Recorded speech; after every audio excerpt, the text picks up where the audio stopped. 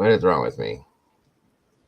Hey, what's up, everybody? I don't know what I did. I thought I hit the live button, and I did not do it. Welcome. Good to see you guys. Sorry about that. I guess I didn't hit it when I hit it. I must have hit next to it or something. Either way, welcome, everybody. It's great to see you. Thank you for joining us today. Mama Bear will be here with me here in a moment. She had to move her space from one place to another, so she's just give her a moment here. So let's see, who do we have here in the house with us today? Miss April Stoll, good to see you. Thanks for joining me. Joining us, I should say. Miss Heather's here. Always a pleasure, Heather. Great to have you here. As I said, Mama Bear is here. She had to move, but she will be here just in one moment, folks. Miss Heather and April, and that looks like it's it for right this moment. So come on in, guys. Get comfortable. Make yourselves at home. Let's do this. We're talking about Rosalio Guttierriz today. Kind of a horrific case, but we're going to put it out there anyway, because that's what we do. You guys are definitely going to have some trigger warnings today with this one. It's, in my opinion, at least. So I'm going to throw that banner up there for right now. It's going to be a few minutes. I'm going to try to wait till some people jump on in here. Okay, I don't understand how that worked. I swear I clicked the go live button and it never did it. That's weird. So be it. So be it. I must have hit next to it then, because I did, because that's checked. So that's what I hit instead of that. Oh, my apologies. So you guys missed the intro. My fault. My apologies. Good to see you guys. Like I said, we're trying the whole going later thing. Seeing how it works out. Hopefully it does, and everybody has the time to be in here with us today, I hope. And hopefully it turns out to be a good show. Good evening, Drift. Good to see you. Thanks for joining us, brother. Good to have you here. Come on in. Get yourself comfortable. There she is, folks. Hi. Sorry about that. It's okay. I just did a whole whatever. I don't know what I did. I thought I clicked to start the broadcast, and I did the whole intro thing like I always do, blah, blah, blah, so on and so forth. I was talking, and I looked over, and it said start broadcast, the button in the right-hand corner. I'm like, I did that already. I was doing all that, did all the intro crap, and I wasn't even live yet. I did it through streaming. I don't know if anybody saw it, but anyway, so I had to went back out, and I realized what I think I did. I have a little icon that sits next to that with my little like my icon, the blue thing. Oh, yeah. And I think I clicked that because that was checked green, and I must have hit that right next to it because it's literally right next to it. So whatever. Yeah, I got it all set up and started. My husband sent me a text. He's like, on my way home for meetings. I was like, okay, click. Going upstairs. That's all right. We got everybody slowly coming in. Cool. Got a noti today. Good to hear, April. Good to hear. Welcome, Pookie. Thanks for joining us today. Good to see you.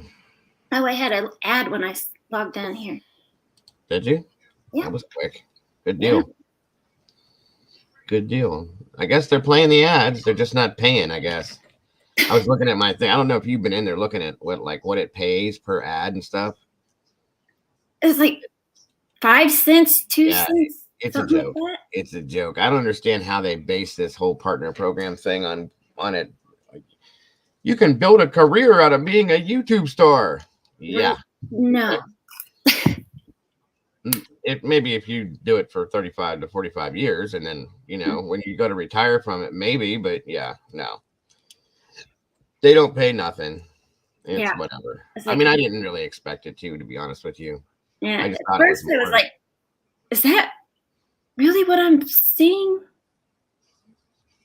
Yep. I thought it was more. I mean, you watch these YouTube videos where it talks about, we got some time to wait for everybody to get in here. So you watch the YouTube. I went in and watched a bunch of YouTube videos. I downloaded YouTube Buddy. I watched all that advertisement saying, oh, you can do this, and this is what happens if you do that. And make sure that you're doing this, and this will be great for you, and that'll be great, and you do this, and I did all this stuff.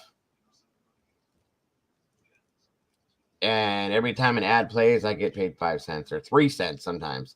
Actually, the one set of them I was looking at, whatever ad it was, because I have them all loaded in to play whatever I do, it was like 0.17 cents. Oh my. It wasn't even a real, like, it's or a 0.015 of a cent or something like. I'm like, what the hell is that? So whatever. Oh my God.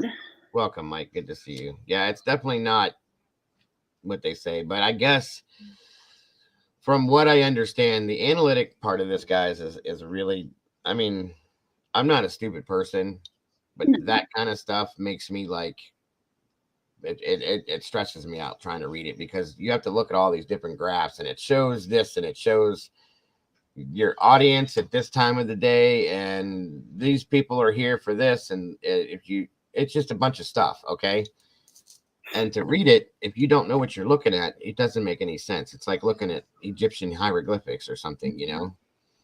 But I'm picking up on it little by little by little by little, and watching more of the videos. I think that's what this is all about, is they want you to watch their YouTube videos to figure out how to run your YouTube to make YouTube videos.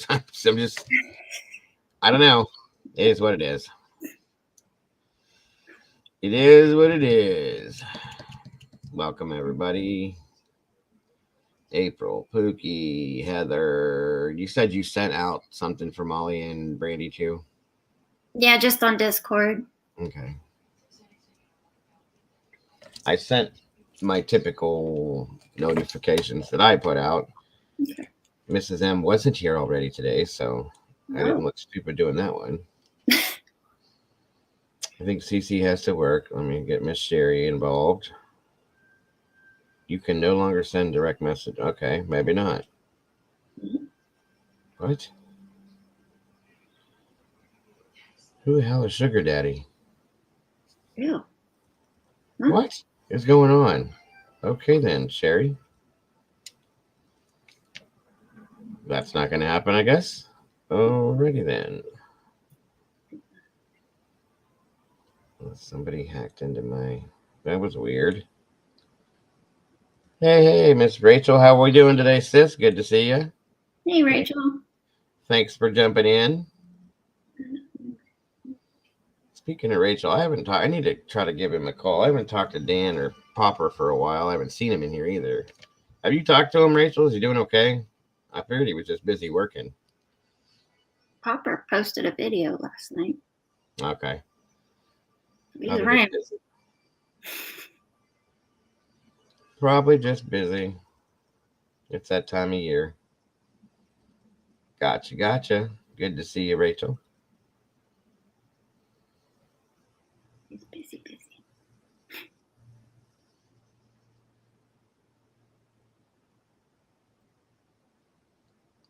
He's busy. Yeah, I kind of thought so. Usually if he's not, he's here. When he gets busy, he's busy. So. Who the hell is Sugar Daddy?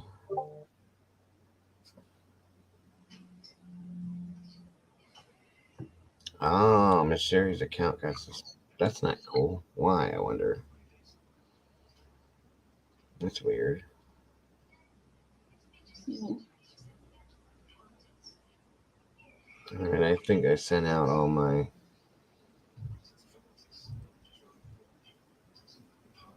What?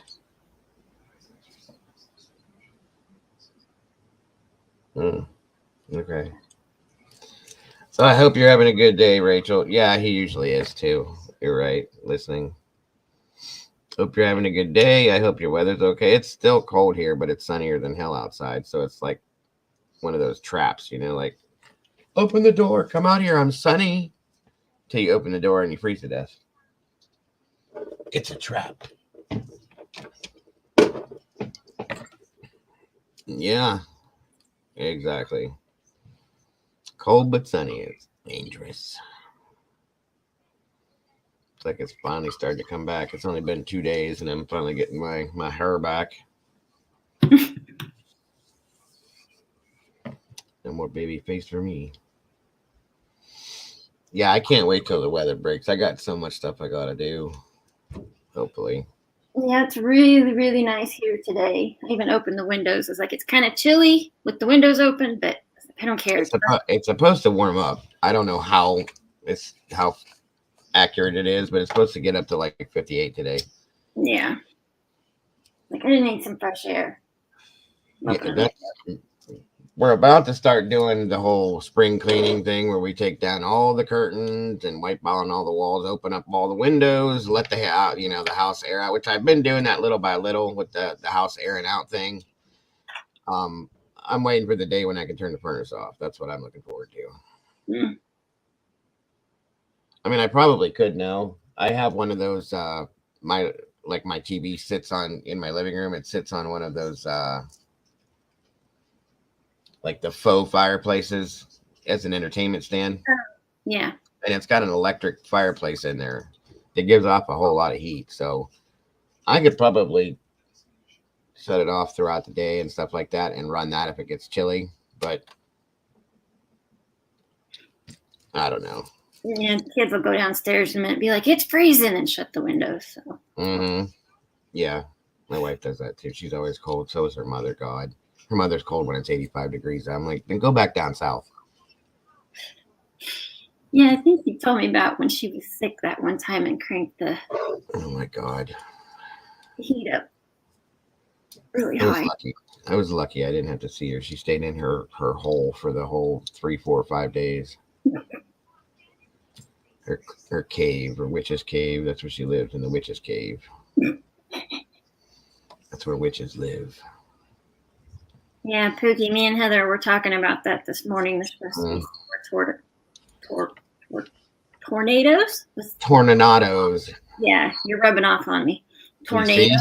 Give me my brain back. If you do the math and multiply 0.05 by 150K, it's 750 a day times 30 days equals 22,500 per month from ads, but that's the best case. Yeah, I definitely ain't making that. That's the super very best case scenario. Plus, don't forget that anything you make, they take a percentage of it. So, oh no, not toxic. M-in-law. Oh yeah, toxic ain't the word for it. I'm not even gonna get into that one. I was gonna say, don't go there. Not gonna do it. What's up, Lance, buddy? Good to see you.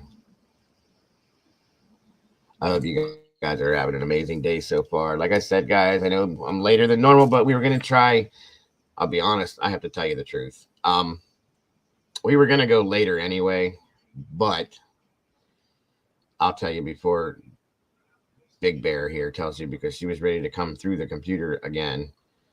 She growled. You could see she gets her head blew off the top of her body. One of those little emoji type things, you know. The internet went out, but it went out on purpose. And they sent me a message and said they were doing maintenance, which is funny because Mama Bear made a joke a week or so ago and said, do they just do regular maintenance every Thursday and just not tell you about it? Because it seems like every single Thursday this goes out. You guys realize that. She's right. It does. Every Thursday, without fail, it goes out. So they sent me a message, and it was because of the storm the other day, whenever the hell it was last week. They replaced a line, but they did it like fast so that people would have their internet. Well, yeah, their fast took till 3 a.m. from 3 p.m. So 12 hours is fast to them, I guess. Anywho, so they had to go in and they had to put a permanent line in, I guess. And I was watching the trucks down the road, and they said 45 minutes to an hour. And I didn't even say it. Mama Bear said it. She was like, I'll believe it when I see it. And, well, they actually were right this time. This time. Yeah, this time. I'm very surprised. Mm-hmm.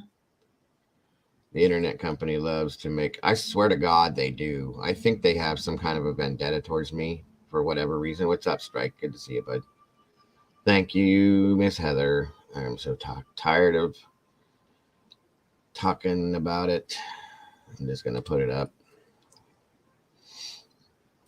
Let's see. Anybody new? We got some lurkers watching. Welcome everybody that's looking and watching and lurking, hanging out. Bob, I didn't realize that there were two people we were talking about involved in this one case till I went and actually looked at it. You didn't realize what? Zachariah Yeah. is involved with this one too. Yeah. Yeah, I didn't know that at first. I thought those were two separate cases because they were told to me with the names separately, and I was like, "Oh, okay, two different cases." And I went and looked at it. I'm like, "Oh, wait, okay." Yeah. So, because I had to, of course, know something about it. Yeah. Good, Lance. I hope you're doing good. It's hard to get some information because I was initially looking under Rosalio, which there's not a lot of information. Mm-hmm. And then towards 7-8 o'clock last night, I started looking up Zachariah, and there's all the information. And I was like, well, we're just going to have to go with what. Yeah, it falls underneath his name. That's how I figured it out, too. And I was like, well, what the hell? So, yeah. That's Rachel said this case happened here, too. Where she lived. Everything happens around her or by her or near her. Well, I think she's the one that recommended it last week. Yeah, she was. That's what she said. I'm surprised you're not covering the Zachariah Anderson case. And I was like, oh, well, I wrote it down. And then as I go in looking under the Rosalio case, I seen Zachariah. So I went and looked at that. And there's where all, like you said, all the info was under him. So, yeah. So thank you, Rachel. Yeah, thanks, Rachel. Yeah, so I was like, well, yeah, I'm tired. We're going to just have to wing it. Yeah, I'm a little overtired. I didn't sleep last night very well. Welcome, Kim. Good to see you. You got your notification today. That's awesome. Somebody posted, Pookie posted in the Discord that there's a way to ensure that you get your notifications, I guess, which I didn't know that. And Rachel says they're still searching for his remains. Yeah, that's sad, isn't it? Very sad. I'm going to grab some portable antiques I have. I'm willing to part with to get some money in the bank bill. Still waiting for Social Security to start. Gotcha. I know all about the whole Social Security thing. I still don't understand it, how it takes so long. I don't get it.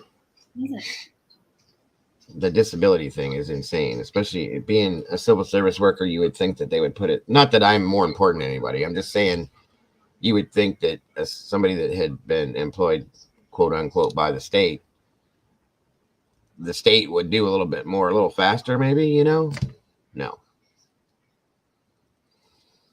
I agree. Years upon years. Yeah, I know. I agree, Rachel. I really do.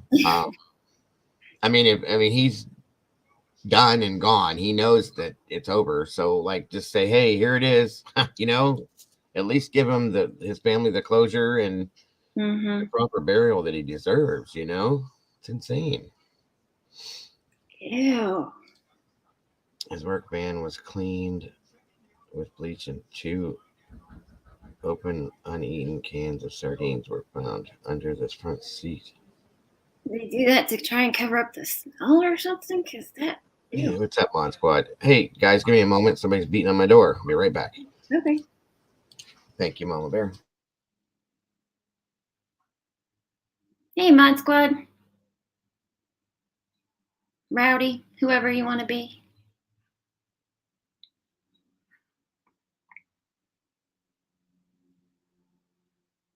Yikes. Oh. The fresh can of open sardines smells bad enough, let alone who knows how long they were in his car. Ew.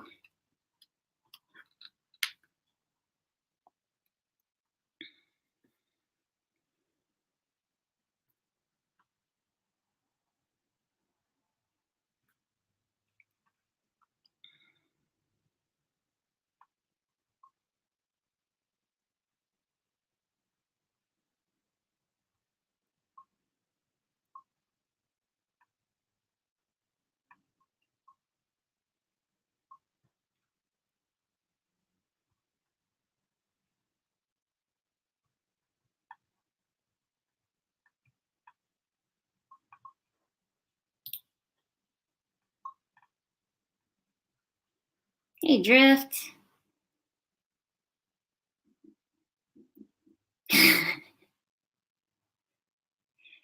Right, I'm right there with you, Strike.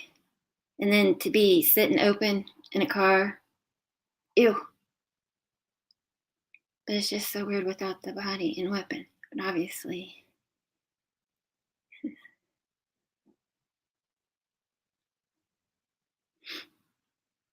yeah, I didn't know anything about it. And Rachel mentioned it last week, so I wrote it down. And one of the other cases that I've been working on, we kind of moved it to next week. So I started looking into this one and kind of replace of it. And yeah, like I said, I started looking under Rosalio instead of Zachariah. And then I was ready to go to bed and I found all the information. So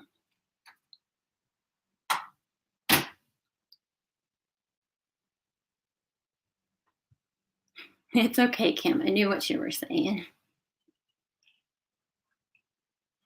Exactly.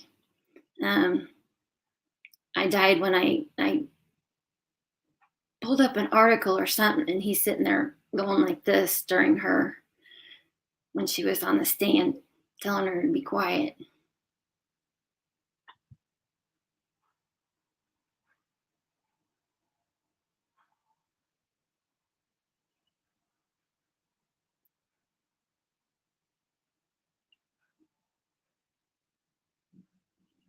And that's okay, Pookie. They probably don't use it anyway. Yeah. I feel sorry for all three of his kids.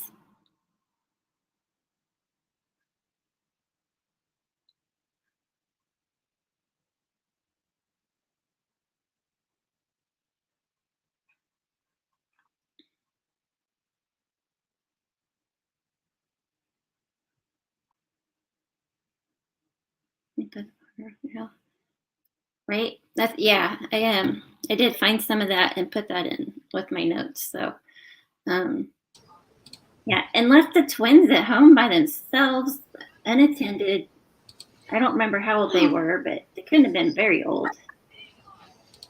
We got 18 people in here. Welcome. I'm back, by the way. My buddy Jason stopped by. Hey, it's me.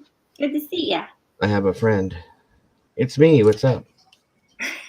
Good to see you. They were 3. That's sad. That is beyond sad. Yeah, and just to go stalk your ex and just leave your twin 3-year-olds at home unattended. Like, what?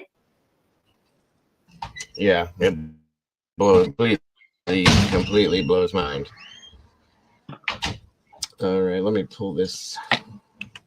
Heather, yeah, there she is. Okay, she was in here first. I don't see Brandy or Molly. Yeah. Have you talked to Molly today at all? No, she posted that derailment this morning, and that's all I've seen of her. I don't know what's going on.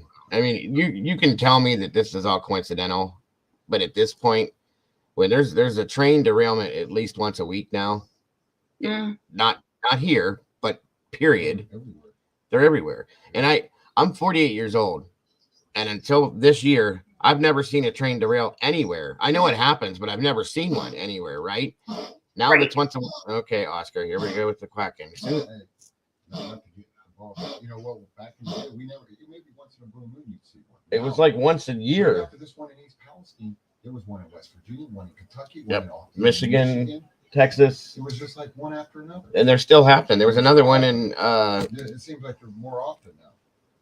Yeah. So, I mean, 30 years ago, once in a blue moon, you'd hear one derail. Well, it makes you wonder. Yeah. Well, they said there was something with them safety on them wheels. Mm-hmm. So now they're stopping all the trains and I guess fixing the wheels or something. They don't have a choice now. They keep derailing everywhere. Yeah. And this one dumped. What did this one dump? Some kind of it's a high chemical. This one was.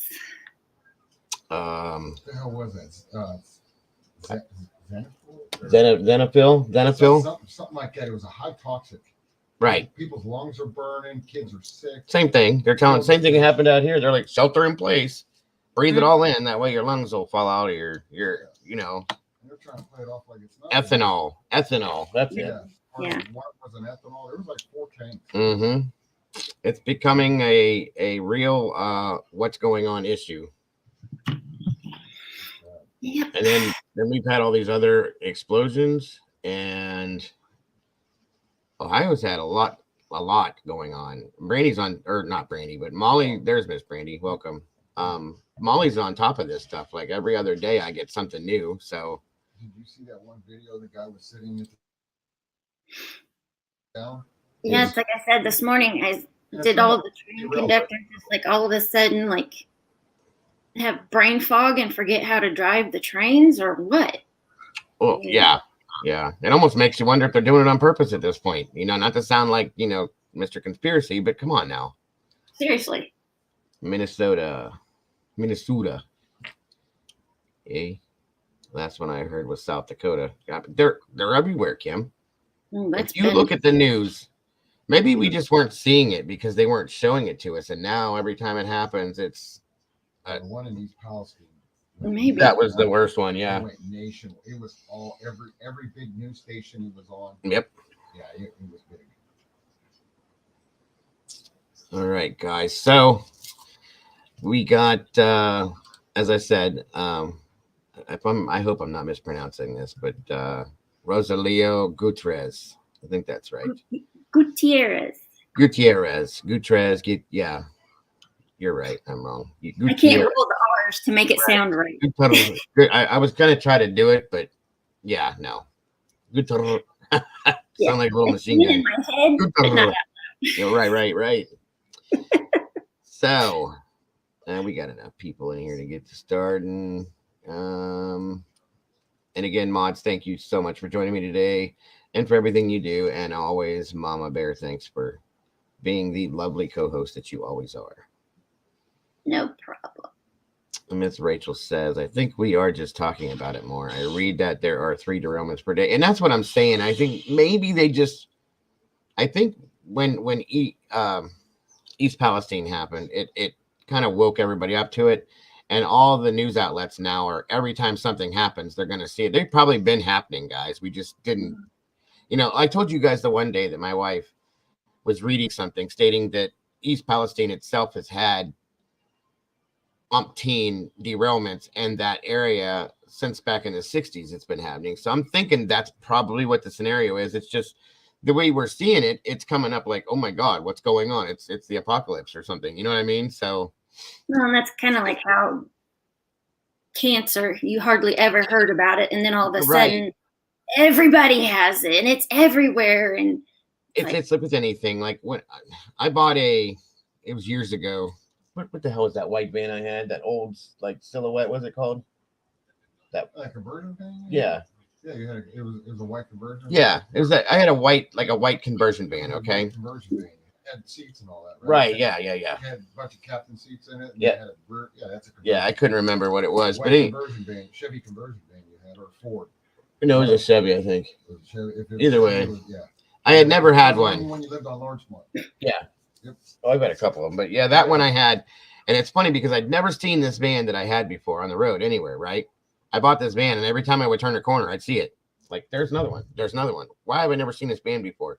It's like that. When you get something or you visualize something or you get involved in something, you start seeing it and hearing and understanding it more than what you did before. You know what I mean? So yeah, it's just one of them things, I guess. I don't know. Absolutely, Kim. Happy birthday, Kevin. Well, happy birthday, sir. Thanks for joining us today. Hope you're having a great day, brother. Make sure you make your sister take care of you. Tell her to take you out for a steak dinner. Sorry, Kim. Is it deflection? Yes, probably. And now your neighbor is a zombie.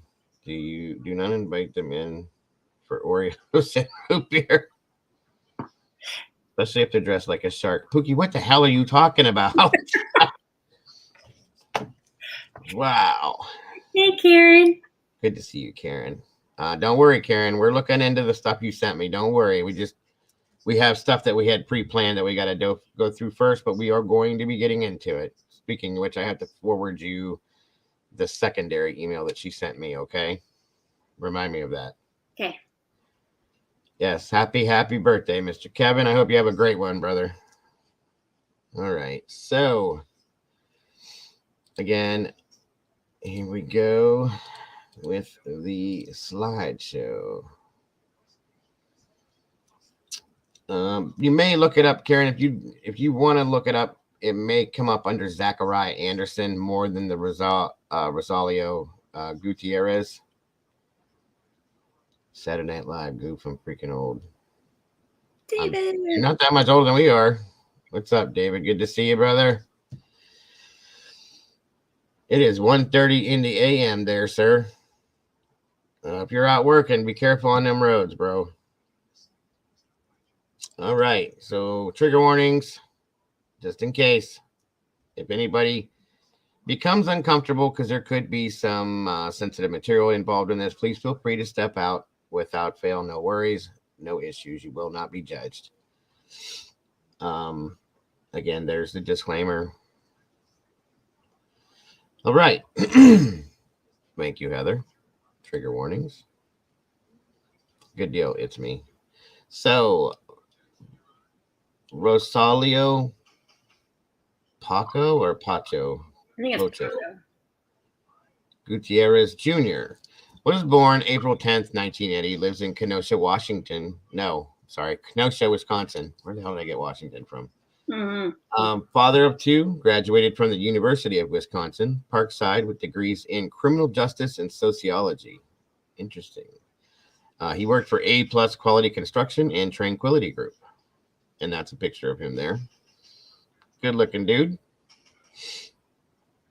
Rosalio's friends and family last saw or spoke with him on May 17th of 2020. That is my son's birthday. That's Caden's birthday, May 17th. He did not report to work on May 18th after not hearing from Rosalio for 2 days. His girlfriend, Sadie Beecham, went to check on him at his Kenosha apartment on May 19th.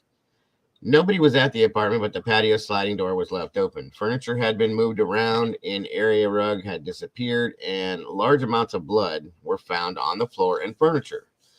Both of his vehicles were still in the parking lot of the apartment building. Sadie had been dating Rosalio for several months. She told police that she was concerned about the behavior of her ex-boyfriend, Zachariah Anderson. Here's the other name, folks. Who is also the father of her 3 children. She continued to tell the police that Zachariah did not approve of her relationship with Rosalio, and there had been multiple incidents in which he tracked her movements and showed up at places where she had been. Zachariah Anderson, police searched Anderson's home on May 19th. In addition to evidence related to the stalking case, police also found about 6.5 ounces of marijuana and $47,730 in cash. In addition to the stalking charges, Anderson was also charged for possession of marijuana with intent to deliver. Anderson was also convicted April 16th in South Dakota of possessing more than 10 pounds of marijuana. So this was the weed man, as people like to call him. It was a very tiny spot, like a pinhead stain. Did I skip something? No. Okay. Teeny So this must be something in here we're talking about, right? Okay. That was some Rosalio's DNA. Okay, gotcha. And here we have the money. There's a cut. And investigators recovered buttons from the Levi jeans Anderson had owned in the fire pit. Why are you burning your jeans? Levi's are not cheap, bro. Only one reason I could think of. Along with similar underwear and socks he was wearing at the time of the arrest. So he was, in my opinion, burning evidence, folks. Wow, they could have given me that money. I'd be happy with it, you know? All right. Anderson's 15-year-old daughter took the stand to testify that her father had asked her to spy on her mother and record every single time my mother would get upset. She also testified that he would frequently bring up Gutierrez when she was with him. Not long before Gutierrez disappeared, Anderson allegedly took his daughter with him to spy on the couple. Less than 1 month before the killing, she said that her father had driven them both to her mother's home to spy through the window. This is not what we teach our kids, guys. You don't use your kids as tools, and it happens all the time. He went through Gutierrez's truck, took pictures of his plates and his registration. Anderson then rang the doorbell of the home and fled. Wow, that's mature. His plans to follow his love rival referred to him using racial slurs. 1 month after alleged stalking visits, Gutierrez was last seen on May 17th of 2020. This is Anderson signaling to his daughter to stop talking. Aha. How about that? Close your lips. What a POS. Mm-hmm. Rosalio has never been found as of today. As Miss Rachel said, the remains have not been found, okay? March 30th of 2023, he is still missing. March 22nd of 2023, Anderson was convicted of intentional murder, hiding a corpse, stalking his ex, Sadie, and stalking Rosalio Guttierrez Jr. So this just happened, folks. Okay? And again, as Rachel said, he's been sentenced, folks. He's going to prison for a long, long, long time, okay? Why just not say, hey, this is where it's at? This is all about pride. Yeah. And then stupidity, in my opinion. So, interesting. Very interesting. And that's it for that. So that is the story. I got more for you. Don't worry.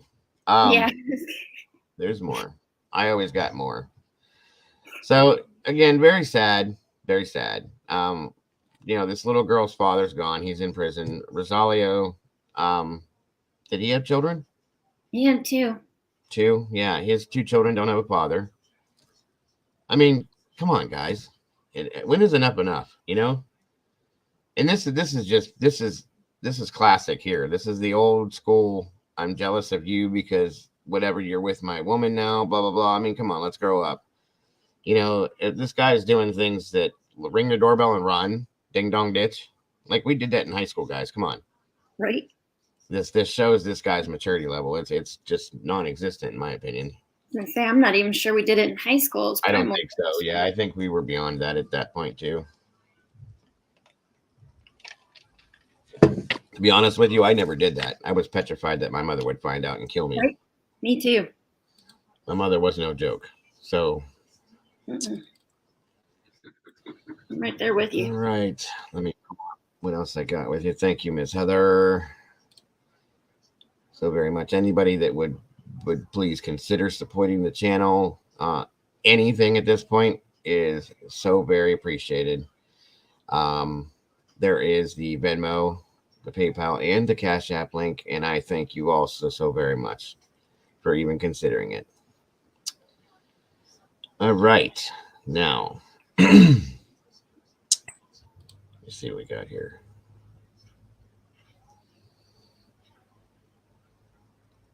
All right, let me give you this here. Now, this is where his trial, where they found him guilty of all counts. Provided via Fox News. I wish we had the death penalty here in the UK. Sure, at least 10 plus I'd want to be. Yeah, I get it, Karen. I get it. There's a lot of states here that don't have it either, that should have it. You know what I mean? Okay. Again, everybody, please let me know how the... Oh, wait a minute. I forgot to click those. Let me know how the audio is on this. Make sure you guys get subtitles in case they talk too fast. And one moment. Here we go. Okay. And we are off. Oh, maybe not. There is no audio. Hold on. Turn down. Family, There we go. people that I don't know. I think just that really helped give us this. Let me start it over. It took off by itself. There we go. Having the support of friends, family, people that I don't know. I think Hopefully, just Karen. that really helped give us the strength to get through it. In February 2020, Sadie Beecham broke off her long-term relationship with Zachariah Anderson and started messaging with a man online, Rosalio Guttierriz. Little did Gutierrez or Beecham know that their lives would be at the center of a Kenosha homicide case more than 3 years later. The defendant will rise, face the jury. With Zachariah Anderson's fate in the hands of a jury. Guilty of intentional homicide. Anderson showed no emotion as the verdict was read, convicting him of stalking Beecham and Gutierrez, killing Gutierrez, and hiding his body. The 7 women and 5-man jury deliberated for 10 hours. But this really is a testament to, I think, good winning out over evil here. For the last several days, family and friends of Gutierrez wearing Chicago Cubs gear, his favorite team, filling the court gallery. Now, with the verdict in, I am eternally grateful, my husband and I, our family, for their verdicts, and that Rosalio, my pocho, has finally have justice. and hope that someone comes forward with information or And type remain or any evidence that we can find my pocho is.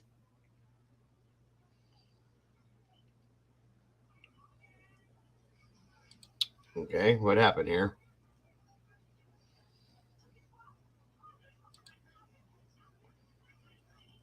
Oh, they must have cut it out there. That's weird. Was there a time when... Hold on. All right. Everybody hear me okay? Yep. Okay. Okay, we're going to jump right into this.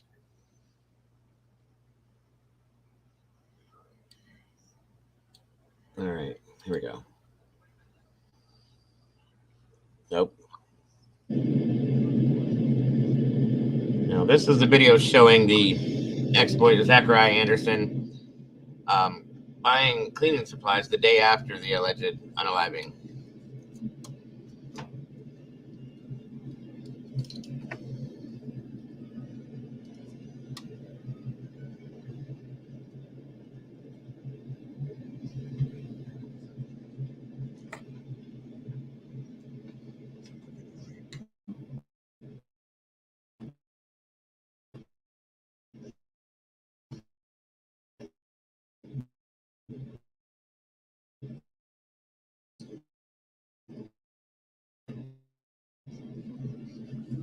Okay, so that's the conclusion of clip 2.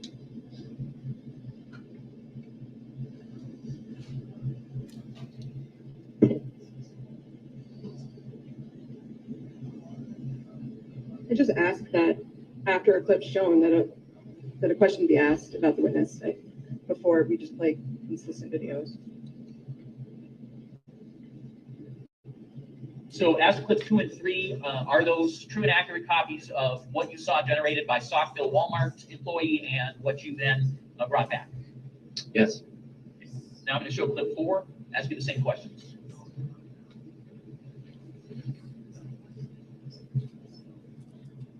You know what kills me about some of these cases is that these people that do these things, they just move on and do their things like nothing happened. Let's go to Walmart and buy cleaning supplies to clean everything up and move on, you know? They do it every day, all day. Mm-hmm. It's insane.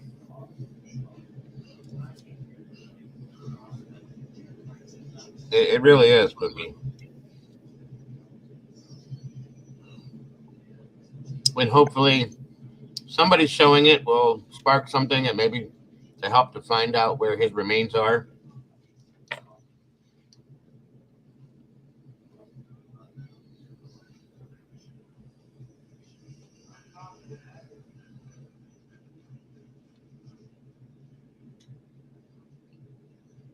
This is what kills me. He's like browsing in Walmart. You know what I mean?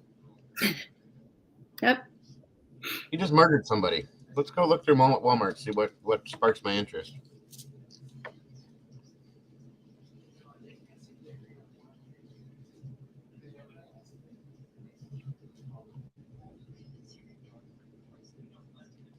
And I think most of it is because they think they're going to get away with it. Probably.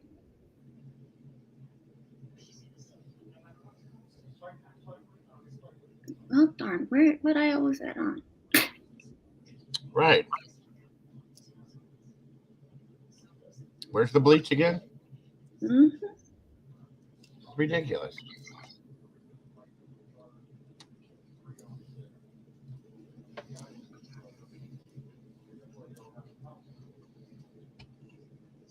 No worries, Cookie.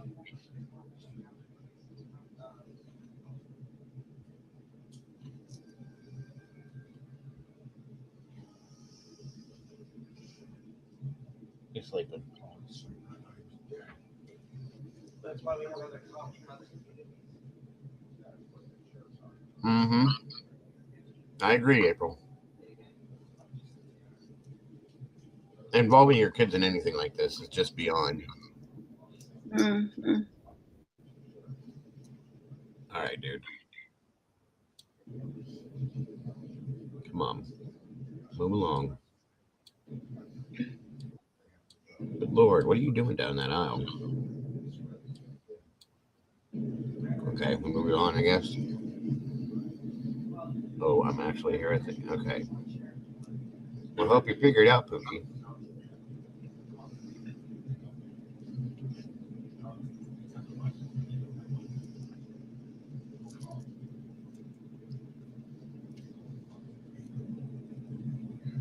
That's the end. Come on. Wait a minute.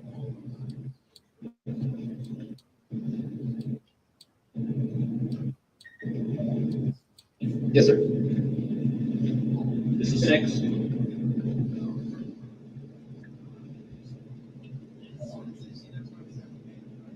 What's it got in there? Paper towels and sanitary wipes? That's what it looks like.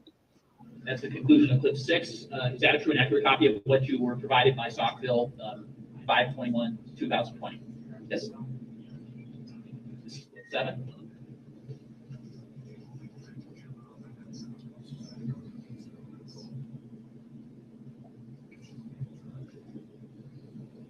Yep. Let's see. What the hell is that? Vitamins? I thought maybe it was an apple there for a minute. Yeah, that's what it looks like.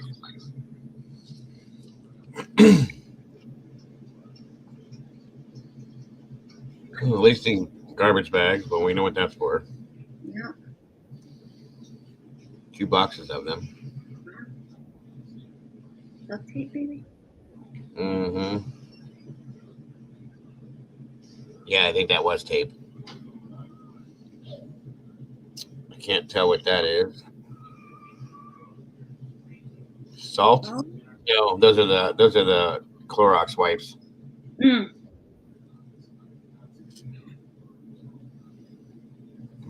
He's honest, at least this part. You know, he's at a self-checkout. He could have stole some of that stuff, but he didn't. Right. That was probably a bad joke.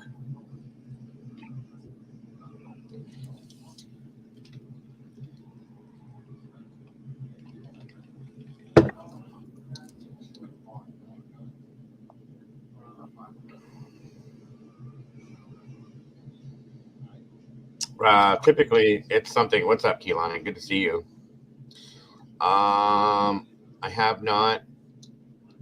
I send messages regularly, Keelani. Like I said, I think I'm going to send another message to her daughter. The last time I had messaged her daughter said that she was just having a hard time with some personal family things that had happened, and that YouTube was, I think, in a way making it worse. So, and then she was taking a break from YouTube to kind of gather herself. Plus, she started working again and was working That's with clip 7, same question I've asked on each of the other clips. new clients. So, This is clip 8.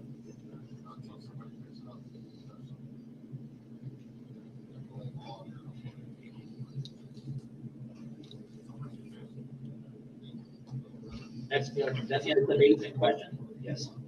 This is clip 9. Did he really bring the buggy all the way back into the store? They have a thing out there for that, I thought. At least ours do. Yes, Keelani, no worries. Same question. Yes. This is now clip 10. Thank you for joining us, by the way, today, Keelan. It's good to see you.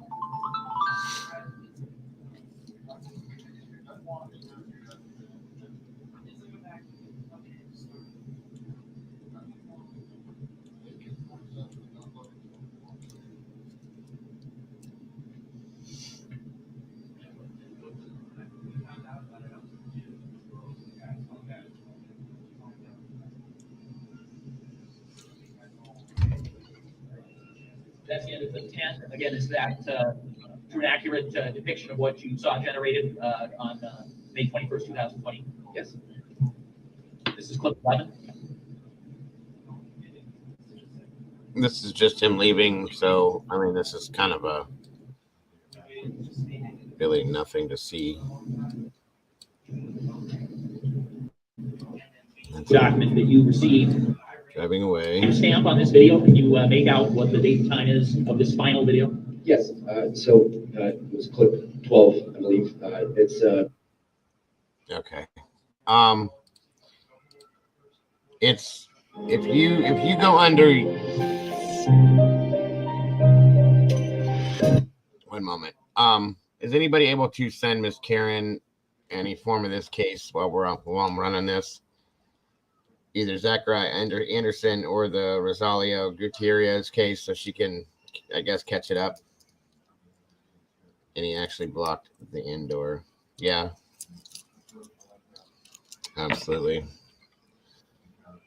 Okay, 1 second, guys.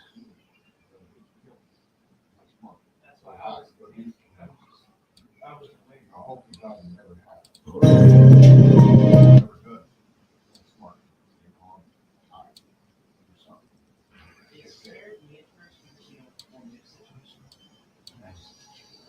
All right, let me see here what we got.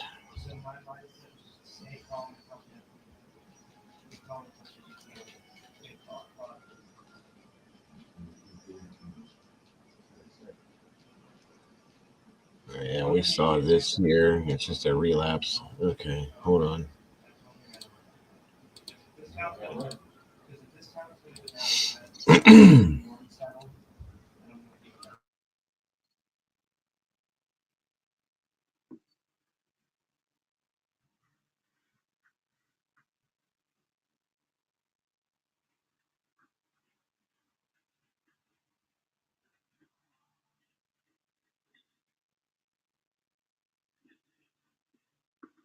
Okay, right now. Here we go. Oh, with this stupid clock. Ding, ding, ding, ding, ding, ding, ding. It's like ice cream truck or something. The batteries are dying too, so it's sounding horrible right now. Yeah. All right. There we go. Okay. The time when you were observing the defendant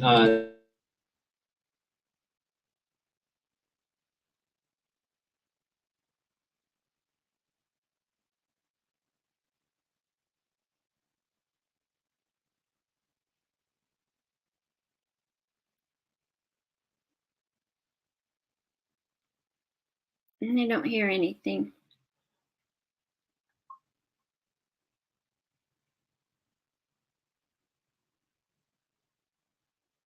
Can you guys hear it? Because I don't hear it.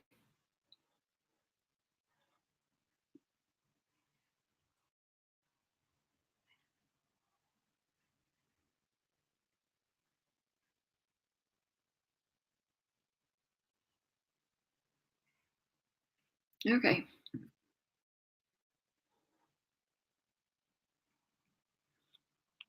Yeah, it started and then it stopped. Okay. I wanted to make sure it wasn't my end. There we go.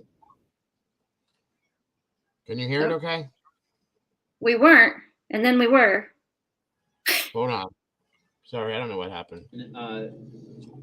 It appeared to you he How was about having now? a nightmare. Yes. And Okay, what sorry, do you guys. remember about that incident? I remember I was laying there the night before. I told him about the next day, but I was laying there and I was reading my book and I heard him shout in his sleep before he woke himself up. And what did he shout that you heard? He said, "Die, die, die, motherfucker." Oh, And you're quoting as best you remember? Yes. All right. And so did you ever have a discussion with the defendant about this nightmare that you heard him have, or these words he said? Yes, I did. Okay. And so if you know, about how long after that happened did you bring it up to him? I brought it up to him the next day. Okay. And what did you say to him about it? I pretty much told him, I asked him about the situation about that he was locked up about, and I told him that he was talking in his sleep, when yelling about some stuff in his sleep, and he was like, "What did I say?" And I pretty much told him what he said, and he's like, "Yeah, are you serious?" And I'm like, "Yeah, you said it." So I asked him a question. I'm like, "Did you do it?" Like, what? Did you guys imagine confessing to a crime in your sleep? I mean, seriously? That's pretty much what he did. I mean, Yeah, it's oh pretty my funny. God. That's insane. It is funny. What's up, Larry? Good to see you. What? You know what I'm saying? I think you did it. We went from there. And so what did the defendant respond when you said, "I think you did it," based on the nightmare? What did he say? I told him to look me in my eyes and tell me that you didn't do it. And he jumped down from the bed and he looked me in my eyes and he said, "I did it." He said, "That's the reason I have the nightmares. I'm unable to sleep at night because I think about it all the time." He's like, wow. Look at his face. Look at his face. Mhm. He's like, oh, shit. I thought we were boys. Right? Guess not, brah. Was there a discussion at some point where the defendant said to you, "Is it that obvious?" Yes, he did. And so when did that come up? Section leading. The very definition of leading. Pie. Rephrase your question. When, if ever, did the defendant say to you, "Is it that obvious?" Objection. Same exact same question. That's taught in some law schools that's not a leading question. The one I intended say it is. Is it me or does this guy have a smirk on his face? What, Zechariah? Yes. Right about here. Look at this. It looks like he's smirking. Like the one I intended say it is.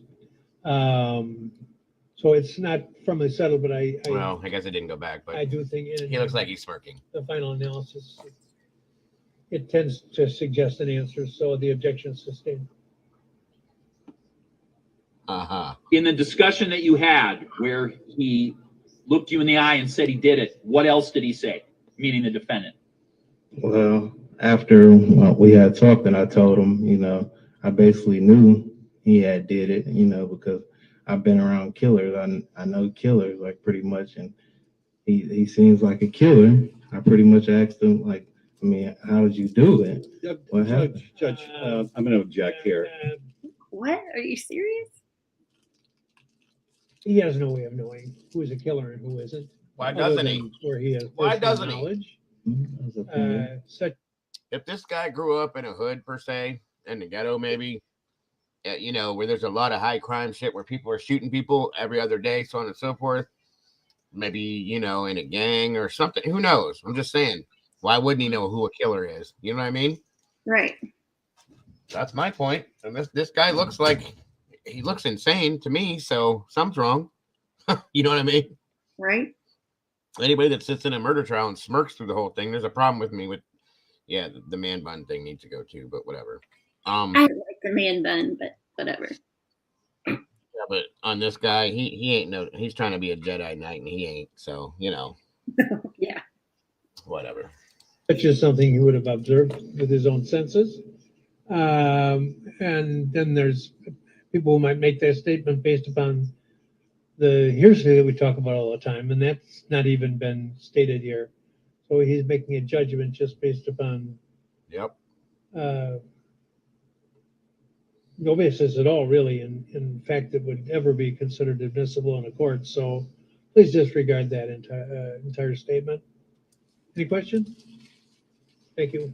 So when you asked the defendant, how did he do it? What was said next? What did the defendant tell you? Well, he spoke indirectly. Starting off, he wasn't pretty much trying to say everything that he did. I felt like he was held back, but he said that, well, you gotta know a person, you gotta learn a person, you gotta be able to know, where they live, how they move when they leave, what they drive, and then he told me, Called stalking, folks. Stalking.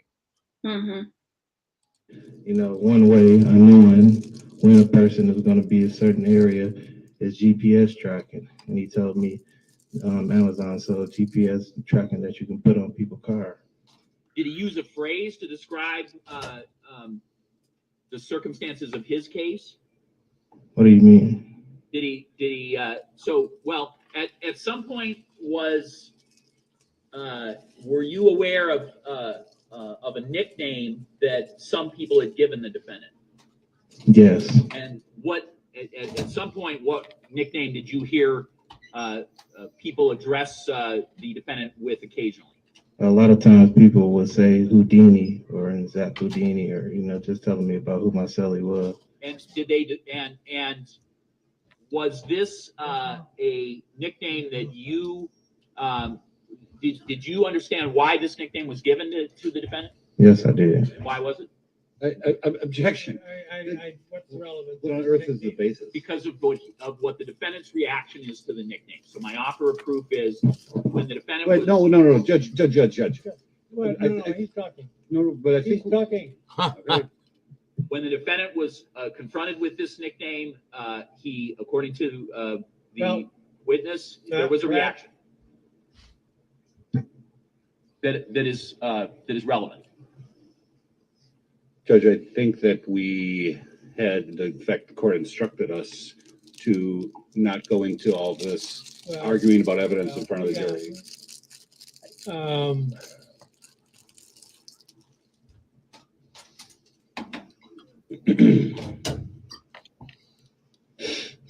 I think the last question was started.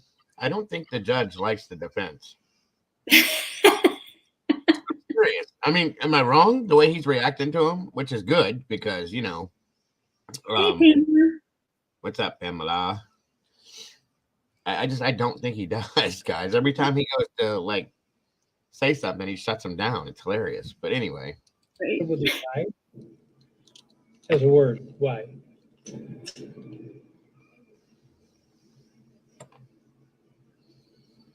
Pardon me?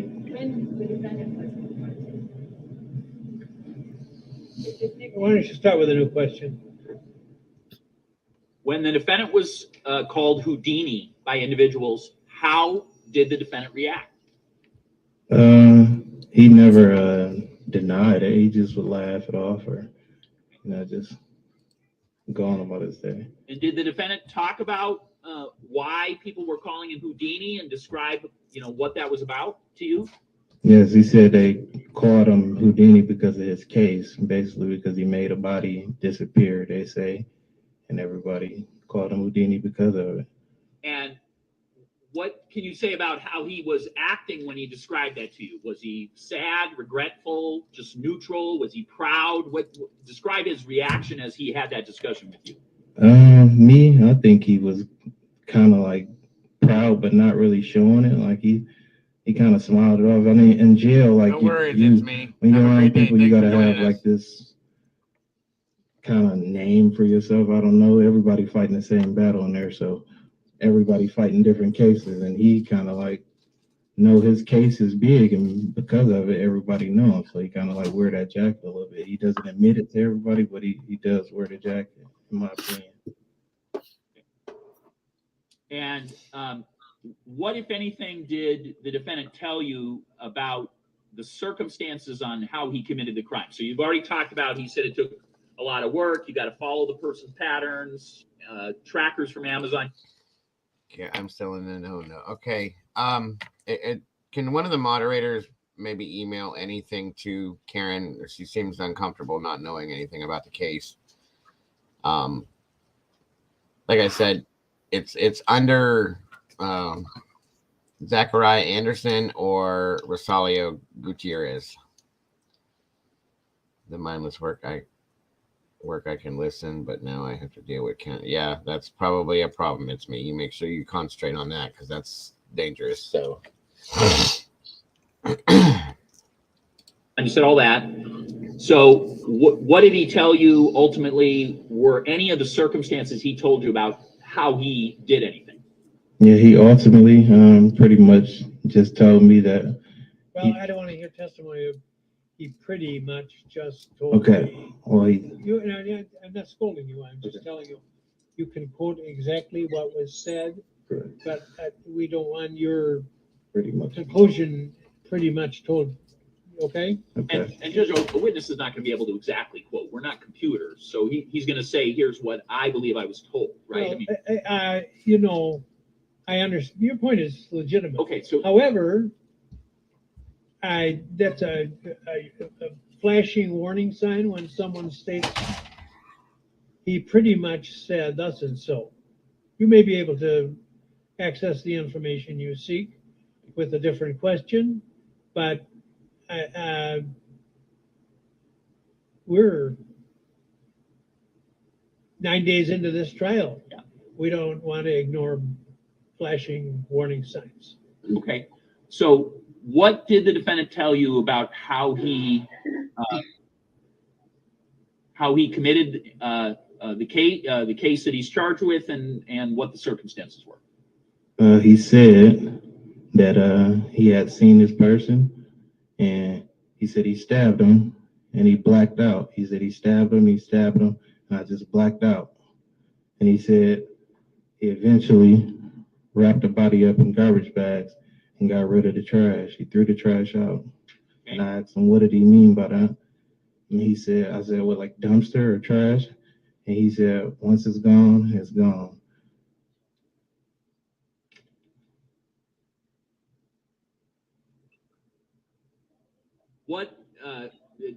What if anything, did the defendant say about whether after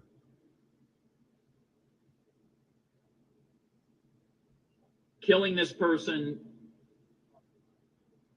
Well, all right. So based on what you've said, putting in trash bags, it won't be found. Did you ask him any follow-up questions about things like how he moved the body? Yes. Okay. And what did the defendant tell you about how he moved the body of this person? Well, I asked him, like, cause I'm like, you did this by yourself, pretty much. Well, you did this by yourself, and he said yes. He said he took him on his own. He didn't have his help with his brothers, because you guys said that his brothers was involved with this. He said he did not have any help. He did it all by himself. And I'm looking at him like, okay, don't look, I don't know if he was telling me the truth or not, because he was not a big guy, but he said, you should have seen me before I came in here. He was like, I was real cut, I was healthy, I was strong. When I first came in here, everybody was calling me Superman. So I'm like, oh. And did he say, other than his own strength, did he say any other reason why he felt like he'd been able to do it himself? Other than strength and adrenaline, that's everything he said. He does now, look like Steve Martin. Did you ask him, what if anything came up about why he did this? Why would he end this person's life? Okay. He said to get back at his kid's mother. And what did he tell you any more about that? Yeah, he said that he was angry with a bunch of different things, but he said she kind of bragged about this other guy and that she was happy. He didn't really want his kids around that.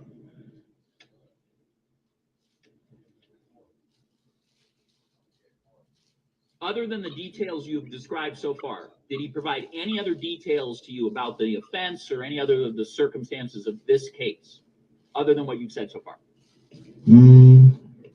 He didn't really speak much. He told me what he told me, but he did say, no case. I mean, nobody, no case. And that was where he left it at pretty much. Now, when you were originally debriefed by the government, were you asked about whether you knew of any other crimes? Yes. Okay. And that was back in 2022, correct? Correct. And did you bring this particular incident that you have told us you heard from the defendant? Did you bring that up originally when you talked to authorities? I thought about it, but I did not. Okay, so can you describe to the jury why, if you had already been confessed to by the defendant, why, when you were debriefed in 2022, you didn't choose to share this with anybody? Any authority? I'm sure he is, Red. Initially, I didn't know if me being Hold on, federal, guys, that 1 would. second.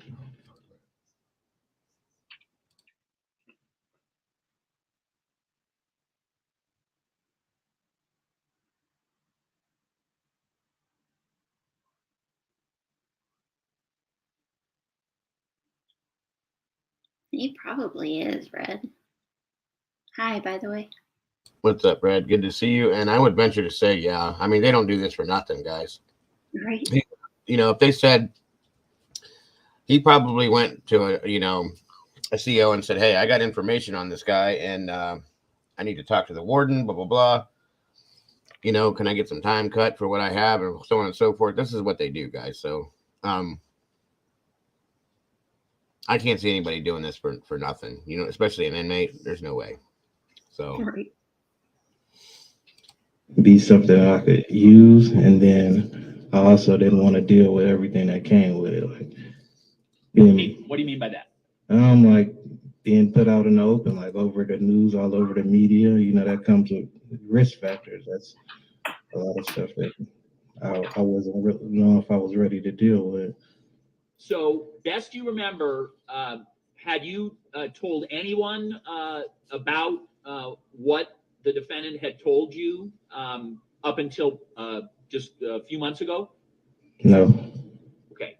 So, do you have an attorney in your case? Yes, sir. And who's the first person that you decided finally to share this information with? Who'd you tell first? Hey, I know some facts about what Zachariah Anderson did.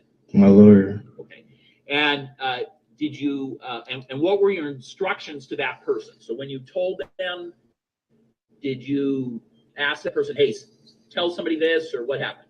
I talked to him about, because like I said before, he asked me, you know, what all did I know at this time? Like, are you sure you don't know anything else? And I pondered about bringing that up again, and I brought it up to him. I was like, well, I do know something. And he said he was on. Oh, here we go again. Hold on. Okay, so that must cut right to that. Sorry, folks. Hold on.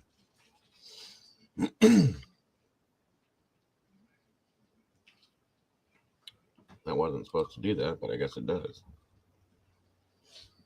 Trying to give you guys. Oh Lord, are you kidding me? Was there a time when hold on, you were? What is wrong with this video today? 1 second.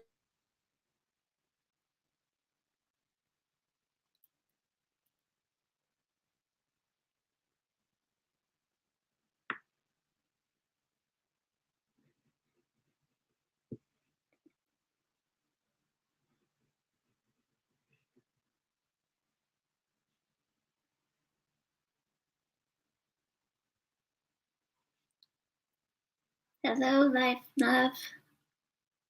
Good to see you, hon.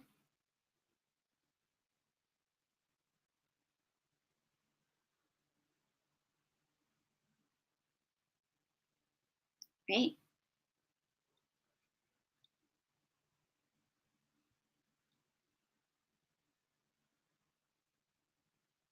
He probably does.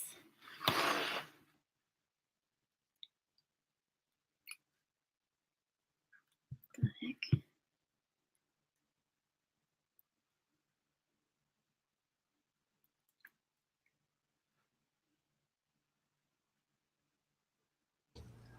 All right. Sorry about that. That was weird. I don't know why that's doing that. It was two videos that overlapped and ran together, and then it. I don't know why. Why that did that? Hold on. Let me pull this other one up then, real quick. Yes, he was Pookie.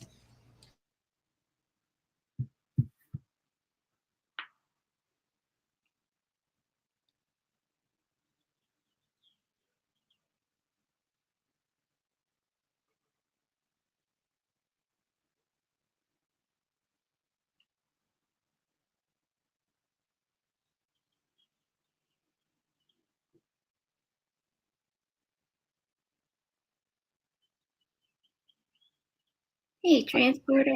I see what happened. What's up, transporter? Says this page is not available.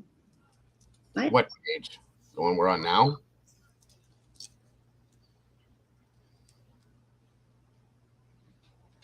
Good to see you, Life, Love, and True Crime. I mean, I'm showing that I'm live when I look at it.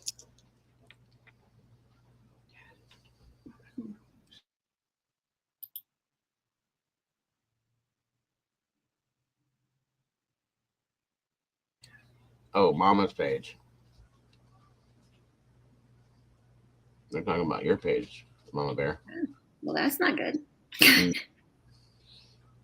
No. Welcome, guys. Let me get this playing here.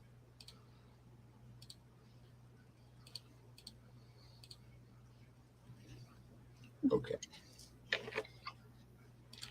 The trial of Zachariah Anderson has come to an end. We recap all the key moments from court. Welcome to Sidebar, presented by Law and Crime. I'm Jesse Weber. I have Take covered care and have a good lot night. of Thank you for stories joining at us. Law and Crime, but if there's one thing I can tell you throughout, it is that you have to stay safe, and that is where Palm pepper spray can really help. This is a discreet but powerful personal defense tool. Palm pepper spray shoots up to 12 feet using the strongest legal formula of pepper spray. It's super safe, easy to use, ready to fire. All you got to do is just point and spray. And the best part, we got a promo code for you. You can save 10% by using code LAWCRIME10 at palmpepperspray.com. And always remember to call 911 if you see somebody in trouble. Oh, thank you, Jesse. I appreciate that. State of Wisconsin versus Zachariah Joseph Anderson. As to the first count of the information, we, the jury, find the defendant, Zachariah Anderson, guilty of stalking Sadie Beecham as charged. No emotion whatsoever. No. Like, either he expected it or he's just that dark. I think he's that dark. I agree. As to the second count of the information, we, the jury, find the defendant, Zachariah Anderson, guilty of stalking Rosalio. You see his attorney over here like, oh, yeah, I ain't getting paid for this one. Gutierrez as charged. As to the third count of the information, we, the jury, find the defendant, Zachariah Anderson, guilty of intentional homicide of the first degree as charged. As to the fourth count of the information, we, the jury, find the defendant, Zachariah Anderson, guilty of hiding a corpse as charged. So as you just heard, Zachariah Anderson was found guilty on all counts. And the big one was intentional first-degree homicide. But the other ones that you heard were 2 counts of stalking and 1 count of hiding a corpse. Lot to dig into here, lot to talk about with this case. So let's actually start from the beginning. And what we are going to do is we're going to go back to May 2020, almost 3 years ago, and specifically May 19th, 2020. 40-year-old Rosalio Guttierriz Jr. was reported missing in Kenosha, Wisconsin, after his girlfriend, Sadie Beecham, hadn't been able to reach him for 2 days. Now, Gutierrez hadn't reported to work. He had no contact with his children. His credit cards hadn't been used, nothing. So when Beecham goes to Gutierrez's apartment, what she and ultimately the Kenosha police discover is very alarming. The patio door is wide open. There are large amounts of blood on numerous items, including an end table, the door, the curtains, the walls, the ceiling, the carpet, the couch, the chairs, other household items. and they find Gutierrez's cell phone, ID, and wallet in the Welcome, rear Sherry. of his freezer. That is strange. And so the police look at that and they think the worst, right? The police were confident that a struggle took place there. This resulted in someone being severely injured, and Gutierrez is nowhere to be found. And what makes this particularly difficult is that there are no security cameras at the apartment complex. Now, one of the most chilling aspects of this whole case is that even today, at the time of this recording, Gutierrez's body has never been found. Now, you already know that a jury ultimately determined Mr. Anderson is guilty of this crime. But why? What was his connection to all of it? You see it? There's something wrong. There's something wrong with this dude. Watch his face when they're talking. This recording, Gutierrez's body has never been found. Now, you already know that a jury ultimately determined Mr. Anderson is guilty of this crime. But why? What was his connection to all this? Well, you remember when Anderson was found guilty of This is comical to him. stalking? One was for stalking Gutierrez, and the other was for stalking Gutierrez's girlfriend, Sadie Beecham, who just happened to be Anderson's ex-girlfriend. You see, the police immediately investigated Anderson because Beecham reported that Anderson had been stalking her ever since she started dating Gutierrez shortly after her breakup with Anderson. And what do they find when they look into the defendant? Well, they find a spot of blood in Anderson's work van, and that spot was a DNA match to Gutierrez. Here's prosecutor Michael Gravely explaining what else the police discovered. I guess all that cleaning he didn't do. He's not very good at it, huh? Apparently not. Guess not. In Anderson's van. When they go on the 19th and they look inside that minivan of the defendant, they find that the back is bleached. There's all sorts of bleach stains on the back carpeting. That the seats are out, just the front seats are in, and the back third of the carpeting in that van has literally been cut out. Really, dude. So you're down to where the electronics is exposed. You're down to the plastic flooring under. The carpeting from the minivan is missing, is cut out.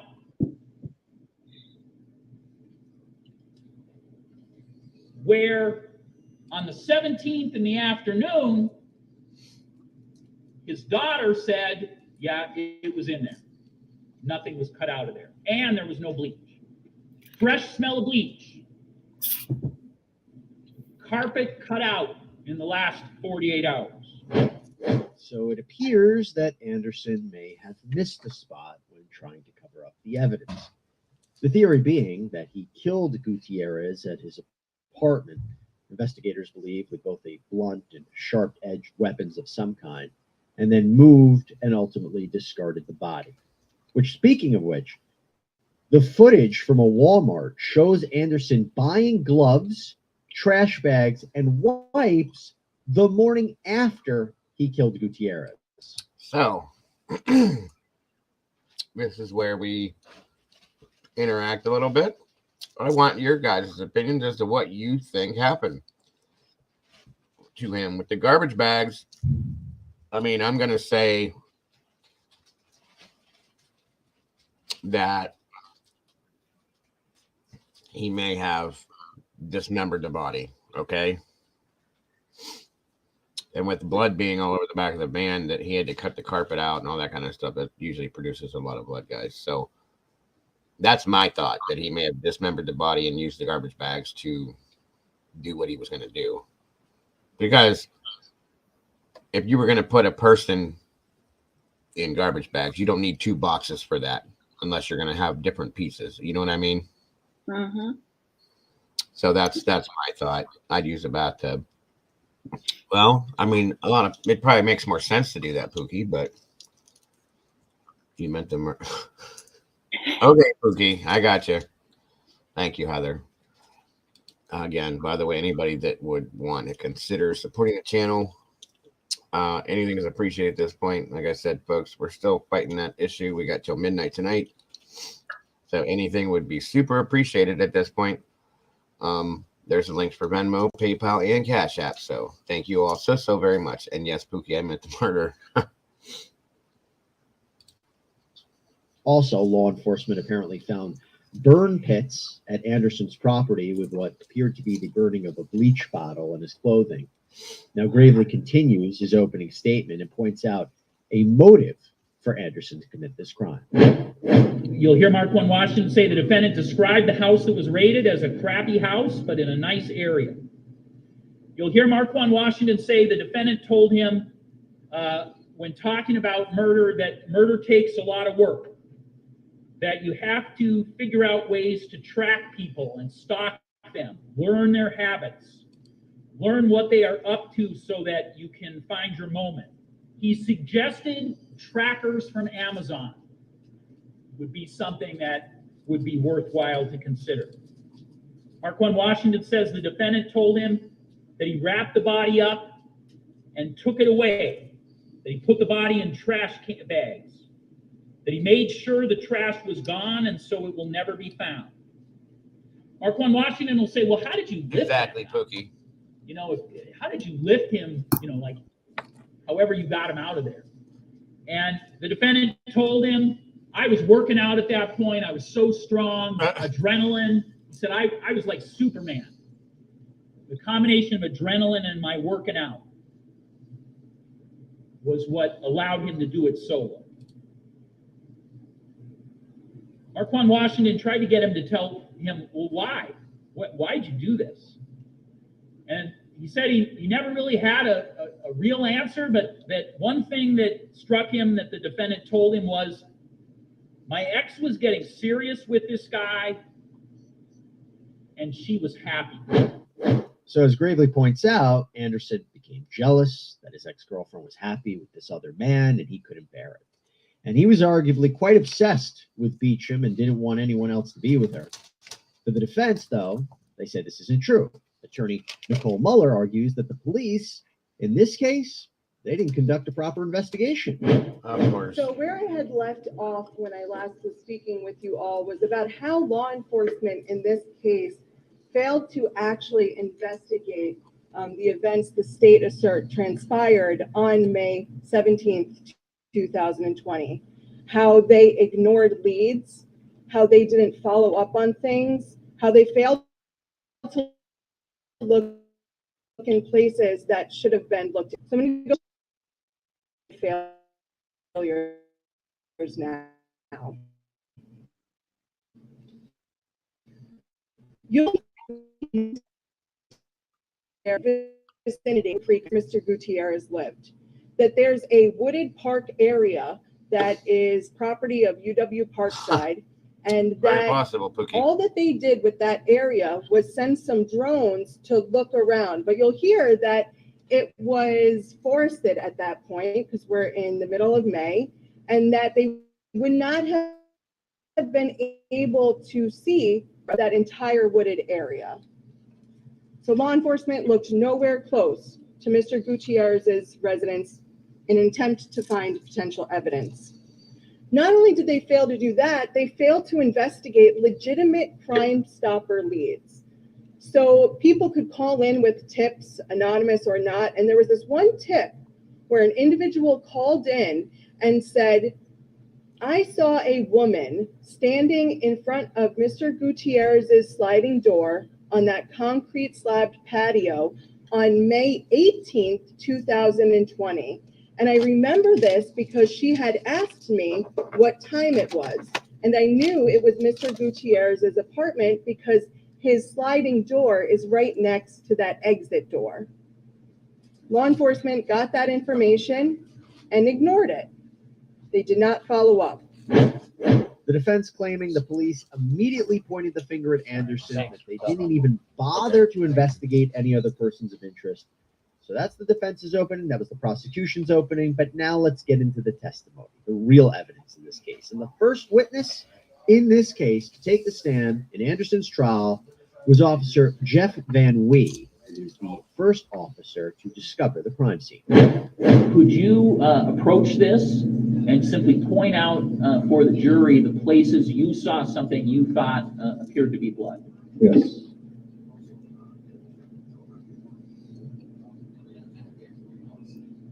So all of these darker stains you see on the red door, all of these things here are I suspected were blood stains.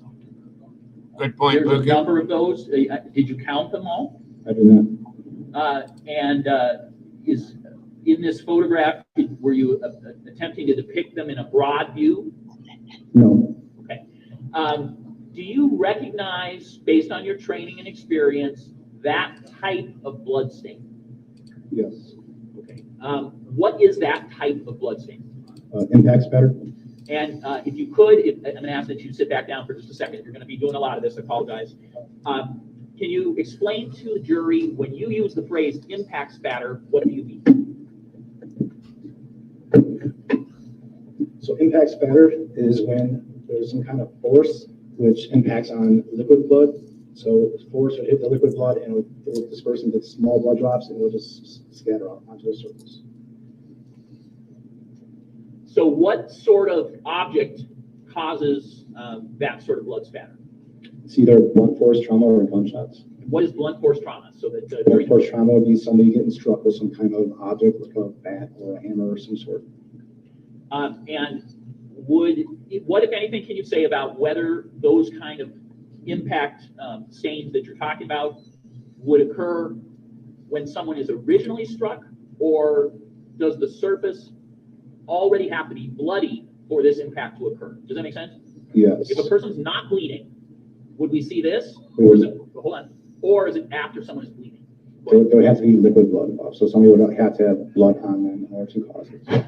Now, there's something else that we have to point out as we talk about this case. Anderson, Beecham, they had a relationship, but they also had children together. And their relationship was on and off over the years, but by the end of 2019, Beecham was over it, and she broke up with Anderson shortly after. In fact, here's Sadie Beecham explaining the end of a relationship with Anderson and the beginning of a relationship with Gutierrez when she took the stand. After communication had been reopened between you and the defendant, did you meet up with him in February of 2020? Yes, I did. And what was the nature of the discussion you had with him regarding how you were going to be moving forward together? So he reached out to me, and I agreed to have a conversation with him, but only outside in my driveway. And so we had a conversation, and in that conversation, I expressed to him that that I was done with the relationship and that I did not see it being repairable at that point, based off of what had happened. So I kind of made it clear and wanted to kind of figure out, what an agreeable, something agreeable for the kids, like to see the kids, because that's ultimately what he wanted. So I was thinking that was fine to come up with something to do with the kids, but I was done with the relationship. So. And did you take any affirmative steps to move on or potentially look for a new relationship moving forward? I did. I kind of just dabbled on Facebook dating. And did you meet someone named Rosalio Guttierriz Jr. on Facebook dating? I did. And approximately when in February of 2020 do you recall connecting with him over that app? February 13th. And did you then start exchanging messages with Mr. Gutierrez? Yes, we started chatting on Facebook, dating app for a little bit, and then we exchanged messengers and started to chat that way. I didn't even know Facebook had a dating app. Since I think you said 2007, was this the first new relationship you've ever really attempted at that point? Yeah, yes. And Beecham also discussed how she found out that something was wrong with Gutierrez. So why on May 18th were you caused concern based on the lack of contact with Mr. Gutierrez? Because that morning I didn't get, well, actually the previous night, I didn't get a good night text. And so that was alarming, or just, I wasn't sure. And then that morning I didn't get a good night text. I agree, Pookie. And so I thought that was weird. And then I texted him. And then I texted him in the afternoon again, and I still didn't get a response. And that started me kind of thinking that something was wrong or that maybe something happened. So that's what it definitely was unusual that he didn't respond to me. Now, as we continue the discussion of Zachariah Anderson, why the jury ultimately convicted him for the intentional homicide of Rosalio Guttierrez Jr., we have to talk once again about the children. So as I mentioned, they shared custody of their children. And apparently, Anderson was so obsessed with his ex seeing another man, Mr. Gutierrez, that he would not only spy on the two, but he apparently brought in his own young daughter with him to do it as well. And guess what? She testified about it at his trial. Mr. Gutierrez, I guess. Okay. And I saw him sitting on the couch with my mother coming out of the bathroom. And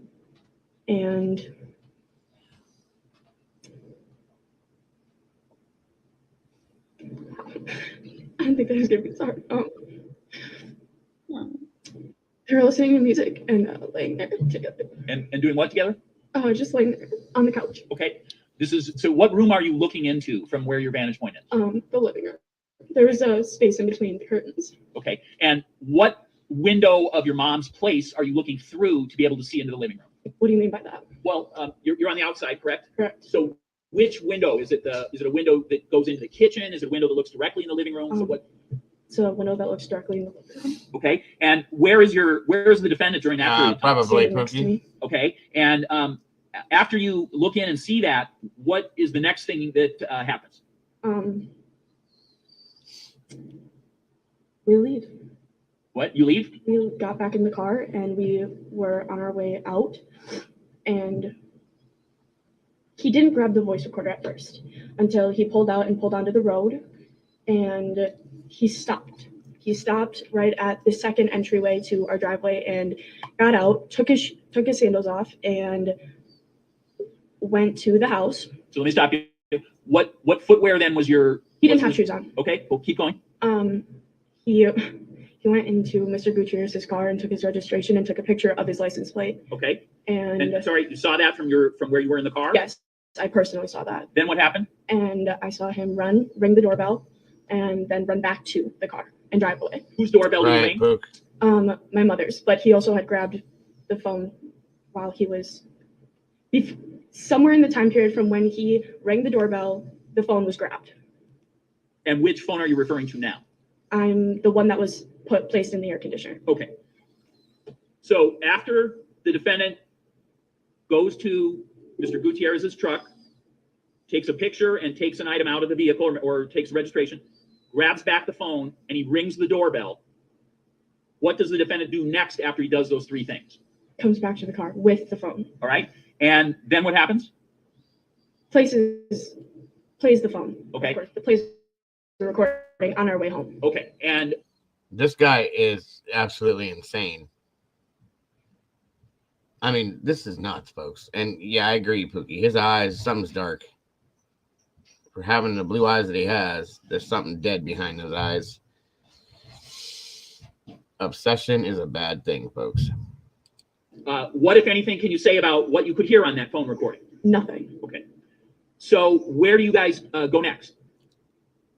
Back to my dad's house. Okay. When you get back, what happens next?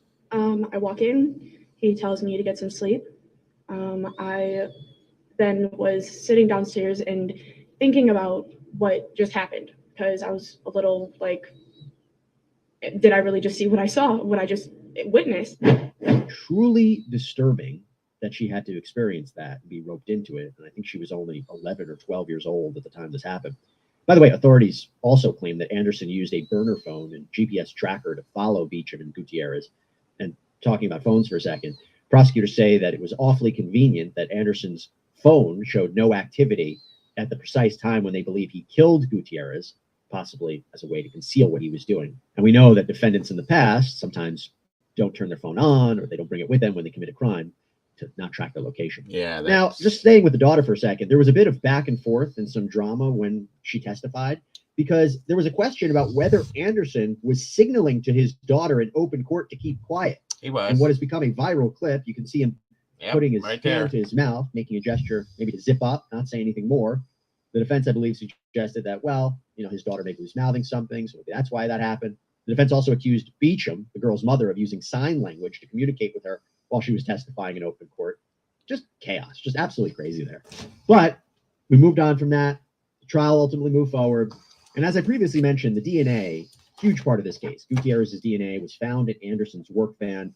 And to give you kind of an idea of how DNA played a role in this case, here's DNA analyst Ronald Watuki. Did you take a look at an item that that is described as item AU, a piece of clothing described as jeans? Yes. And was that something that you were asked to determine whether there was the presence of blood? Yes, it was. And were you able to figure out whether the presence of blood were located on that pair of jeans? I looked for blood. I could not identify any blood on those pair of jeans. And were you able to identify DNA on those jeans? There were a couple of stained areas that I extracted for DNA, and I did find DNA in both those stains. And ultimately, were you able to compare that to a profile of a particular individual? I compared it to several profiles. There was one matching profile for for the genes. I compared it to several individuals, but none of those were matches. They were all exclusions. So as to the match, was that an individual identified to you as Zachariah Anderson? Yes.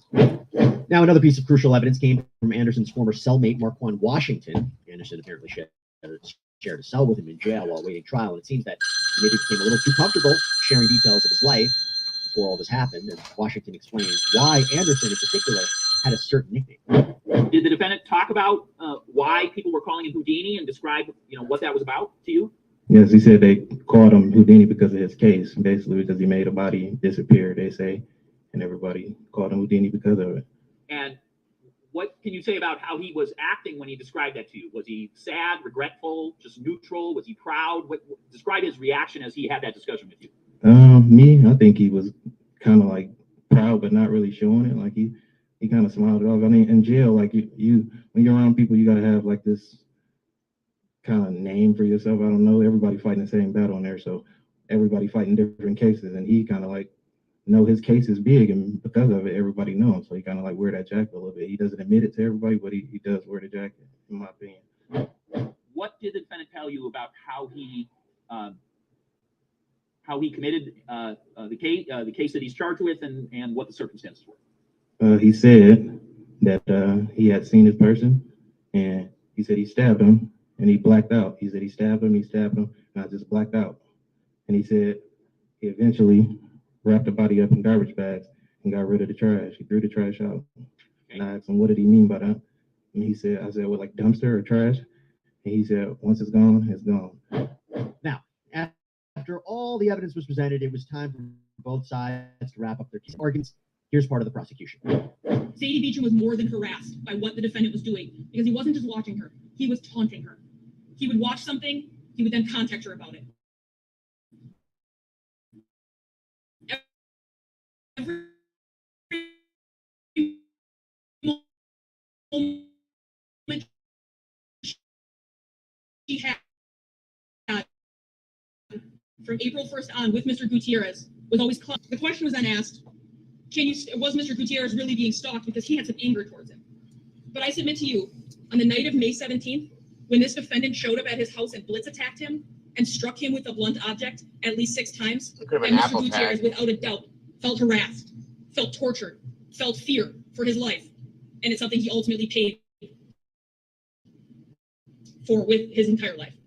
So to say that he didn't have these experiences, these emotions, is disingenuous, but also not based in reality. He was murdered by this guy simply for having the misfortune of being the first guy that his ex-girlfriend moved on with. And here's part of the defense's closing argument. And by the way, I think about 25 times Mr. Gravely say, if somebody's out there saying, I'm not jealous, I don't care, how can you believe that? Well, the testimony was, and you heard some of the recordings, that Mr. Anderson was honest about his feelings for Sadie, and he did admit that he had jealousy. He said that, yes, I admit it. And he was talking about that in the context of sending her flowers, telling her he loves her, and all of the other things that might happen when a long-term relationship is not on its highest level. Discussing where their future is in the context of their kids. So would it be surprising in that context when somebody goes on one of the easiest search sites that you can do, CCAT, the Wisconsin Circuit Court Access Program, when you figure out the mother of my children is going to be spending time with this person, my children eventually are going to end up having contact with this person, let's check him out. What's he all about? Does he have a criminal record? Is there anything going on? Is there anything that would cause concern? Right. It's easy, it takes 3 minutes to do that. So, and also just checking this person out because it's somebody who, as we heard. So this guy is saying that Anderson was just doing what any parent would do, checking out a new boyfriend, in turn, does that include murdering them? That just blows my mind. Like, you can't glorify a murderer. I don't care who you are, defense attorney or not. This is insane. Right? He murdered the guy, probably dismembered him, and is going to prison for it, right? So this right here, this just looks stupid. I'm sorry. Even as a defense attorney, this looks ridiculous. He's pretty insane, so he probably only went to one. And yeah, insanity. See, I'm surprised they didn't try to use the forlorn love triangle insanity plea thing. Like, temporary insanity out of jealousy or whatever the hell it was, because they didn't even touch on that. He probably thought he was free and clear. There's no body, no crime. Well, yeah, it doesn't work that way. Thank God. Thank God, because there was that one tiny, tiny, tiny little speck of blood. There it is. This is about done, folks. I'm just giving you the bits and pieces. We're going to call her OA. But OA is what we call her because she's minor, and because, of course, this is being broadcast everywhere. There have been problems going on with OA, with some problems, parenting type problems, parenting type issues that they were having. There was some discussion about that. And Mr. Anderson was concerned about who she was hanging out with, what she was doing, what kind of influences were going on in her life. And this is all part of his effort to basically make sure that his daughter wasn't in a dangerous or bad situation. So, and while they made their points, as we know, hanging around with a murderer as a father is not a problem. I mean, come on. Of 7 women, 5 men, after deliberating for about 10 hours, convicted Anderson across the board. Intentional first degree homicide, stalking, hiding a corpse. This was a long time coming for the friends and family of Mr. Gutierrez. In fact, here is his mother talking about what this means. It feels wonderful. It feels that God is good, and that God is watching over us and watching over my bocho, and that some justice, the justice that I was waiting for these 3 years, has come true. It's here. We just heard it a few moments ago. God bless this poor lady. And, right. And that poor guy, like, he didn't do nothing but just become interested in a woman. You know what I mean? Yeah. I did it because I respect the court, for one thing, but I'm representing my son, and I don't want to let him down, not even in death. When he's gone, I think I got my strength from him, trying to represent him to the best, because he was such a wonderful son and father and friend, and people showed up. Bocho was loved. Bocho was loved, and so I think that helped. As for Mr. Anderson, he's scheduled to be sentenced on May 16th, nearly 3 years to the day of the killing. And during that sentencing, this is where he faces the possibility of life in prison. And that's all we have for you here on Sidebar, everybody. Thank you so much for joining. And that's it for that, folks. And this case is just appalling to me, that this piece of shit, sorry for saying it, but can't just say he's here or he's there and be done with it. You know what I mean? Right. He's done. He's guilty. He's going to prison he's done. Just be a man, be a human being, stand up and say, this is where he is. So that woman that we just saw, that sad, poor woman that lost her child, and those children that lost their father, can put their loved one to rest and have a little bit of closure, knowing that man's never going to be back in their lives again. It's horrifying to me. They haven't sentenced him yet, right? I don't believe so. I had to look. It's supposed to this charged on the 22nd, so it's only been like May. They said May 16th is the sentencing hearing, I believe. So I hope he gets life in prison. I'll be honest with you. This is another one that I truly feel does not deserve the death penalty, because that's too easy. Yeah. That's too easy. You get to sit in prison without your children and think about what you took away from somebody else's children and the rest of their family, because that's what that's all about. That's what you have to do. And when they realize in prison what he did, that he was a whiny little bitch, in my opinion, and couldn't handle that that woman didn't want him no more, and he couldn't just move on. I hope they handle him the way he deserves to be handled. That's all I can say. Right. Bad people happen to good people. That's a good point. I like the way you said that too, Pookie. Bad people happen to good people. That's true. It is true. It's true in a lot of ways, and a lot of scenarios, and a lot of references. You know what I mean? I truly believe it's not fate when you're in the wrong place at the wrong time. It's just some effed up shit. It is. I do agree with that one. That's what I'm saying. He took. Well, I mean, in a sense, April, you're right. Okay, period. But I can't say I agree with you that we don't know what this guy was like with his kids, but obviously there's something going on upstairs that his kids probably shouldn't have been around that person. You know, if you have the ability to go and do this to someone, another human being, you probably somewhere along the lines are not going to be a great parent somehow. Okay. Well, the oldest one, you know, he, like Rachel said, that he put her through pure hell, making her go with him to spy and doing different things for him. Yeah, right. I mean, that's not what you do to your kids. Right. Our kids are not tools, guys, for anything. Kids are used for tools in divorces to make the other parent jealous. They're used when one parent makes the other parent angry or upset or hurt. Well, you're not going to see your kids in this. It happens all the time. I've seen it. My ex-wife tried it with me. I ended up with full custody of my kids because of it, because she was stupid. I was never going to do that to her. Never. I don't do that. I wouldn't do that. I feel that kids, as long as the parents are healthy, mentally, emotionally, and physically, you know, I believe that children should have both their parents in their lives, natural parents, natural mother and father, period. Mm-hmm. Whether they're bad or not. You know, my ex-wife was not, I don't even want to get into that. She was not the creature that she should have been. She's the creature that she was. I'll just put it that way. But at the same time, I wanted her to be a mother to my children.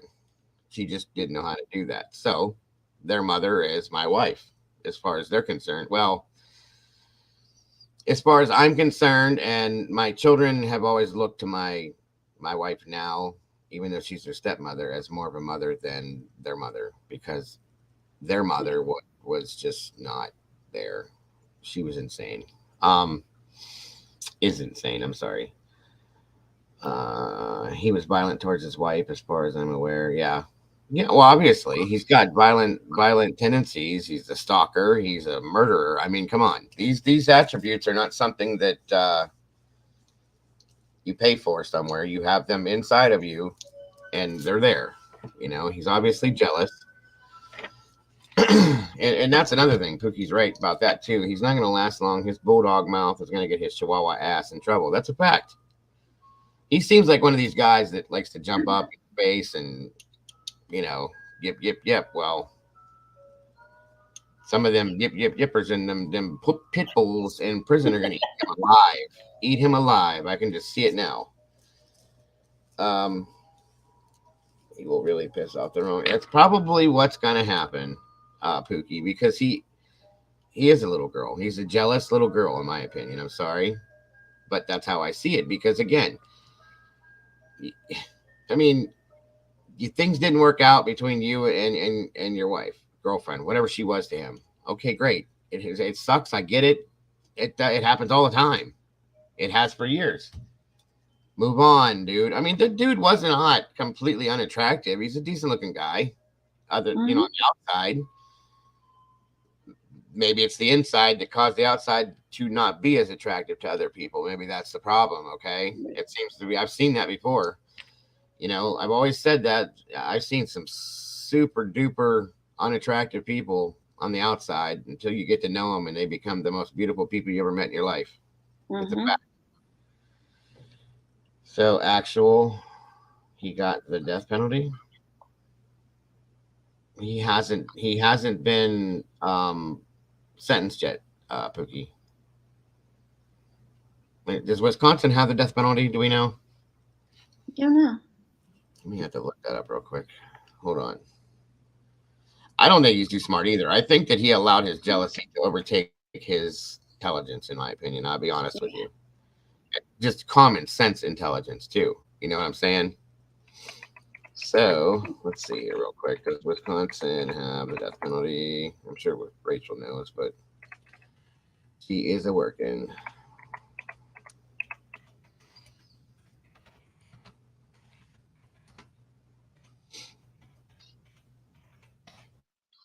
Okay. No, there is no death penalty in Wisconsin. Darn it. It hasn't had it since 1853. Wow. I'm sorry. No, I was just surprised they haven't had it since that long. Me either. So he will get, more than likely, he'll get life in prison. I would hope, at least, at the very least, because of the way he did things, because there's still no body, because, and that may have shortened his sentence, maybe, if he would have just said, okay, here it is. This is what happened. I did this, you know, instead of confessing to another inmate. Yeah, he blurted out in his dreams one of these nights. He's buried here. Half of him's here and half of him's there. Snoring away and, oh, I threw the garbage bag over the bridge. Okay. Right. So I'm sure all the inmates are going to be warned with whoever he gets placed with, wherever he's at. Listen to what he says when he's sleeping. And you'll get 5 years off your sentence. They have to, and that's true, April. That's a sad thing. I would never wish that on any child. The fact that they have to carry the burden of knowing their father's a murderer. They have to go through school and life with people possibly knowing that, you know, hey, there's such and such. Her dad killed that guy. Remember, you know, that sucks. You did that to your kids too, you idiot. I would change my name. That's what I'm saying. If they can, yeah, absolutely. But from what I understand, even if he's in prison, that he has to sign off on that. Really? Until they're 18. And then once they turn 18, then it's up to them. But yeah, he has to sign off and give permission for them to do something like that, which is kind of bullshit in my opinion, but whatever. Oh, man, what a world, guys. There are some sick ones out there. I promise you. I do. Really, really sick ones. No, just wait. We got some doozies coming. Yeah, we do. Yes, we do. So that is the Rosalio.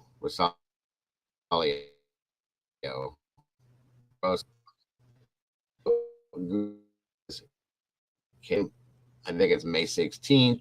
I'm going to be following to see what his sentence is going to be. I'm sure I'll show you guys what it is.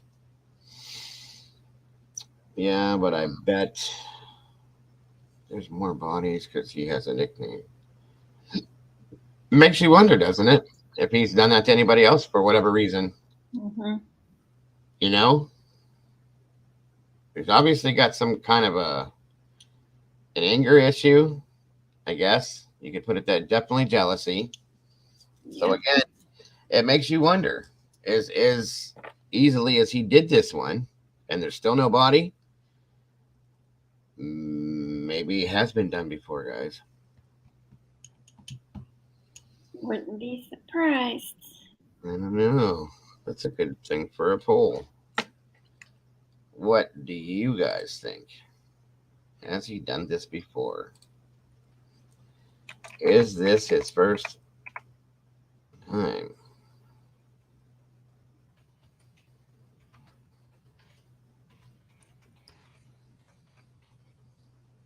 All right.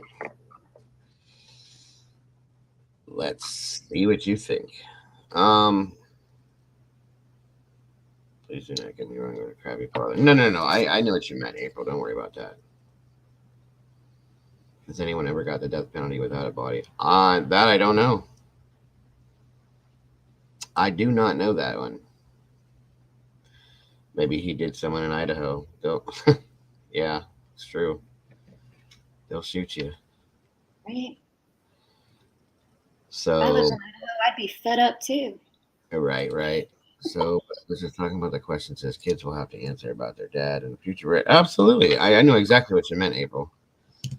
That's what he did to them. Not only did he leave them without a father, so the mother has to handle everything, as she probably already did, to be honest with you. And now he's also left them with the burden of having to explain this throughout the rest of their life. I mean, it's sad. It really is sad. I don't know, folks. I don't know. So tonight, where did Heather put it up? There it is, guys. Again, 7 p.m. tonight, we are going to be covering the true story behind the movie, The Boston Strangler.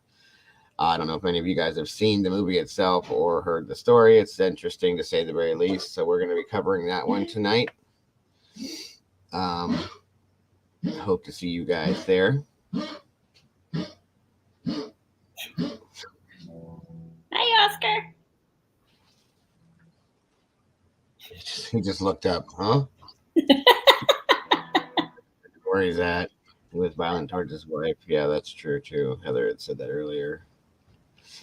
Oh, look who joined us. Good golly. It's Miss Molly. Did you just get out of bed, Molly? Thanks again, Heather dear. I appreciate you. Uh-oh. Well, hello there. Hello. Say hi. Hi.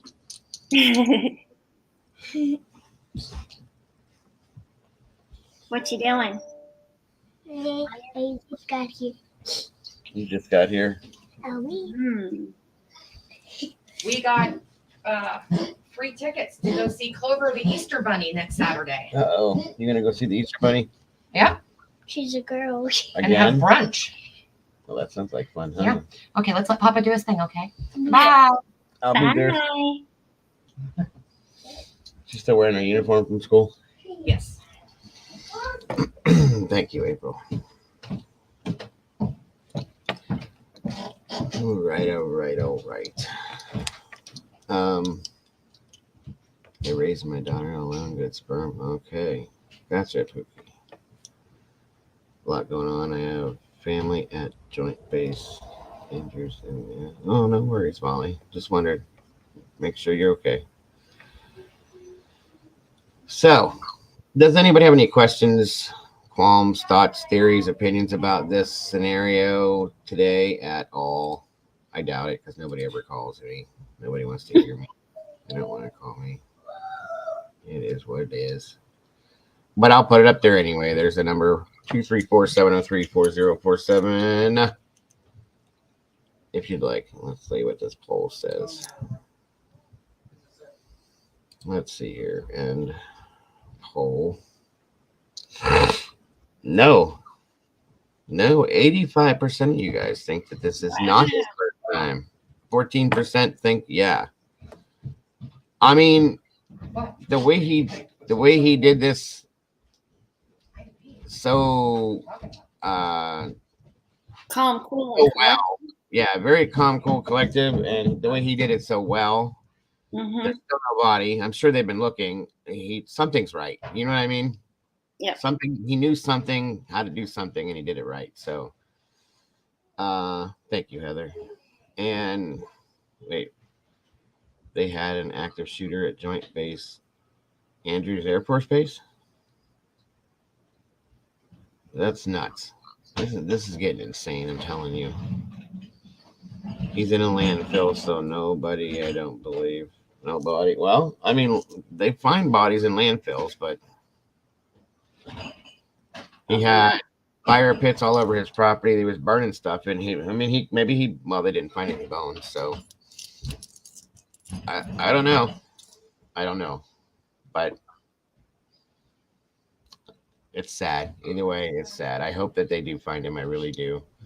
Again, for the sake of his family and his children, at the very least. And, to give Sadie a little closure as well, because I can only imagine what this woman feels like, because she probably, in a sense, feels guilty about this, because if it wasn't for You know what I mean? Yeah.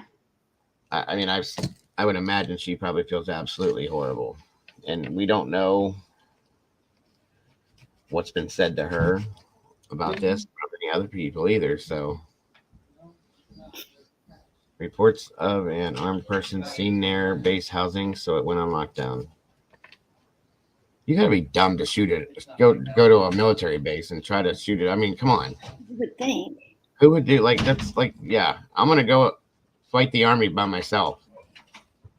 You know what I'm saying? That's dumb. Uh-huh.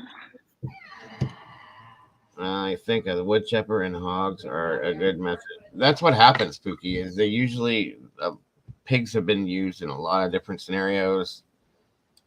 Let me check something here real Reading quick. right now that just eat them yourself. What? I said, like the case I'm reading right now, just eat them yourself. Remember the one? Yes. Yeah. Oh my God. You guys are gonna get a kick out of this one. Oh wait, no, you're not. It's I just don't. Some of these things freak me out. I've had dreams. I'll just put it that way. Oh, I bet. If I remembered my dreams, I probably have them too, but I don't ever remember my dreams. That's because you sleep so hard that there ain't none there. Yeah. Andrews Air Force Base. Hold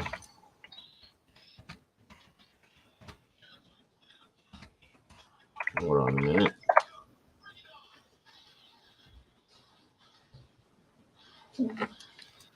That was a drill from 6 years ago. Air Force leader's spouse shot at intruder in base breach 1 month ago. Lockdown lifted. Oh, wait. Here we go. This is live, guys.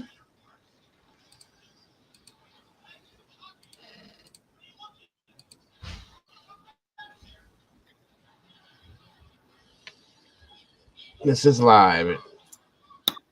Joint base Andrews. Active shooter reported.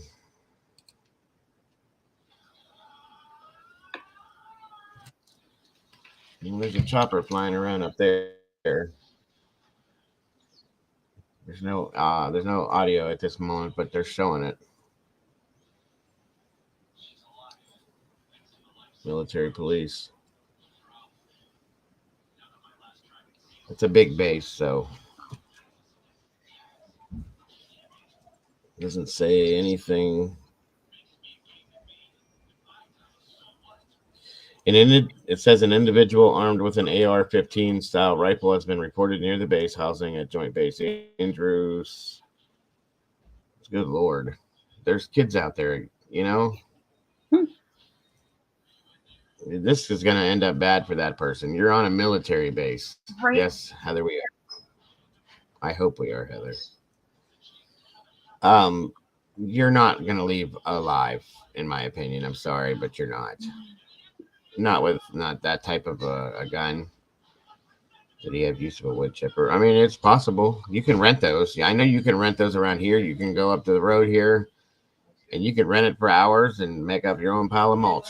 I've seen people do it. And they have been used for that too. Yeah, this is at a military base, David. So, this is I mean, more than likely, he probably had like a helicopter. What's the smaller version of a chainsaw? Yeah, it's true. So, again, folks, anybody that would consider supporting the channel, I'm still trying to get the money together to get my wife's medical license renewed so she can continue working. If not, she doesn't get to. So anything donated is appreciated via the Venmo, PayPal, and or the Cash Apps. Thank you so very much. If I do it tomorrow, what time sounds good to do that tomorrow? Should we go late like this again, or should we start at 11? Probably anytime because my husband's working from home, so I'll be up here. So I guess we could roll between 11:30 and 12. Heather, we'll say.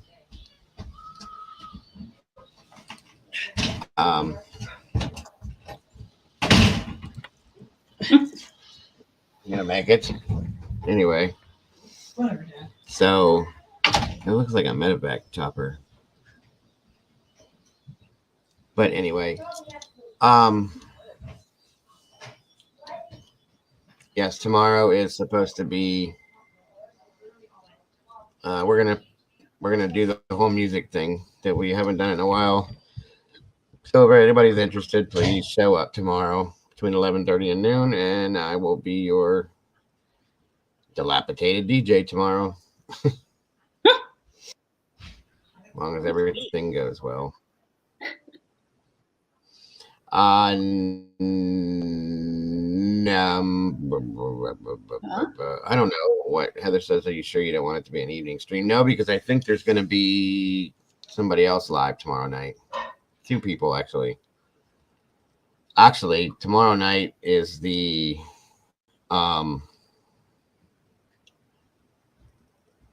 Publicly Buzzed with Opinionated Idiot and Drunk Turkey. All are going to be together on one platform together tomorrow night, so that won't work out. I won't have anybody in here probably. Boom, boom, boom, boom, boom. So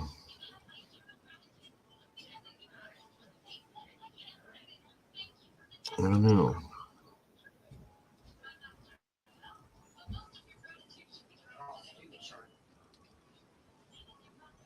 What is that, a bird? Yeah, that's a bird. Okay.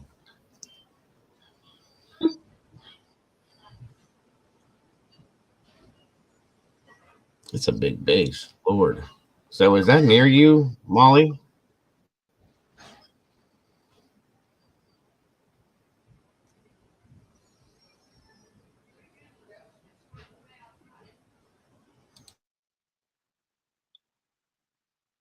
Where is it at, state-wise? This is not near you. I think it's in Washington? Maryland. It's in Maryland, yeah.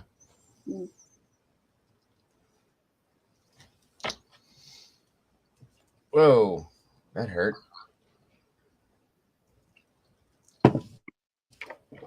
I thought she was saying Andrews Air Force Base at first, and then I noticed it's called, which is a weird name, but okay. So what is that? This must be the housing area. Yeah.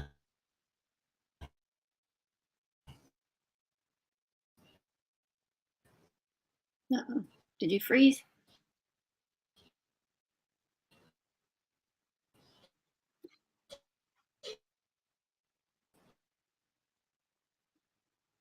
I don't think they fixed the internet. Oh, there you are.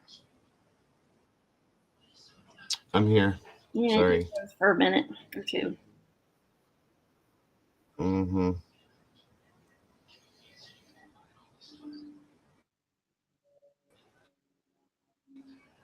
Well, thing or ringing in. So I guess, guys, let me see something here.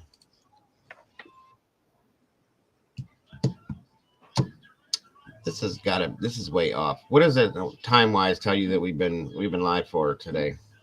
2 hours and almost 15 minutes. Yeah, doesn't give me anything. 23:33 is all it says for the view duration. It doesn't give me a time till after I end it. So, all right, folks. I guess that's probably gonna do it for today then. And being it's 4 o'clock and got another show later, so yep. Right, yeah. I'm gonna do 7 tonight, so a little break time. So thank you guys for being here today and joining us. That is the Rosalio Guttierriz story, sad as it is. And like I said, hopefully May 16th, this guy gets his sentence that he deserves, and we will be here to see it. I appreciate you guys being here with us today. Thank you, Mama Bear, for joining me today. As always. For those of you interested, I will see you tonight for, I think it's episode 17? 16, I think. 16. I think I messed it up last week. Have a good rest of your day. Until then, folks, I love you guys to death. Don't forget to love yourselves and love each other. Mama Bear probably will not be joining me tonight because she has to get that sleep, guys. It's important. Yeah. She's a sleepy person. But anyway, I will see you guys all then. You have a great day. Otherwise, folks, and what was I going to say? I think that was it. I think I already said what I was going to say. Have a great one, folks, and I will see you all soon. Bye-bye. Bye, guys.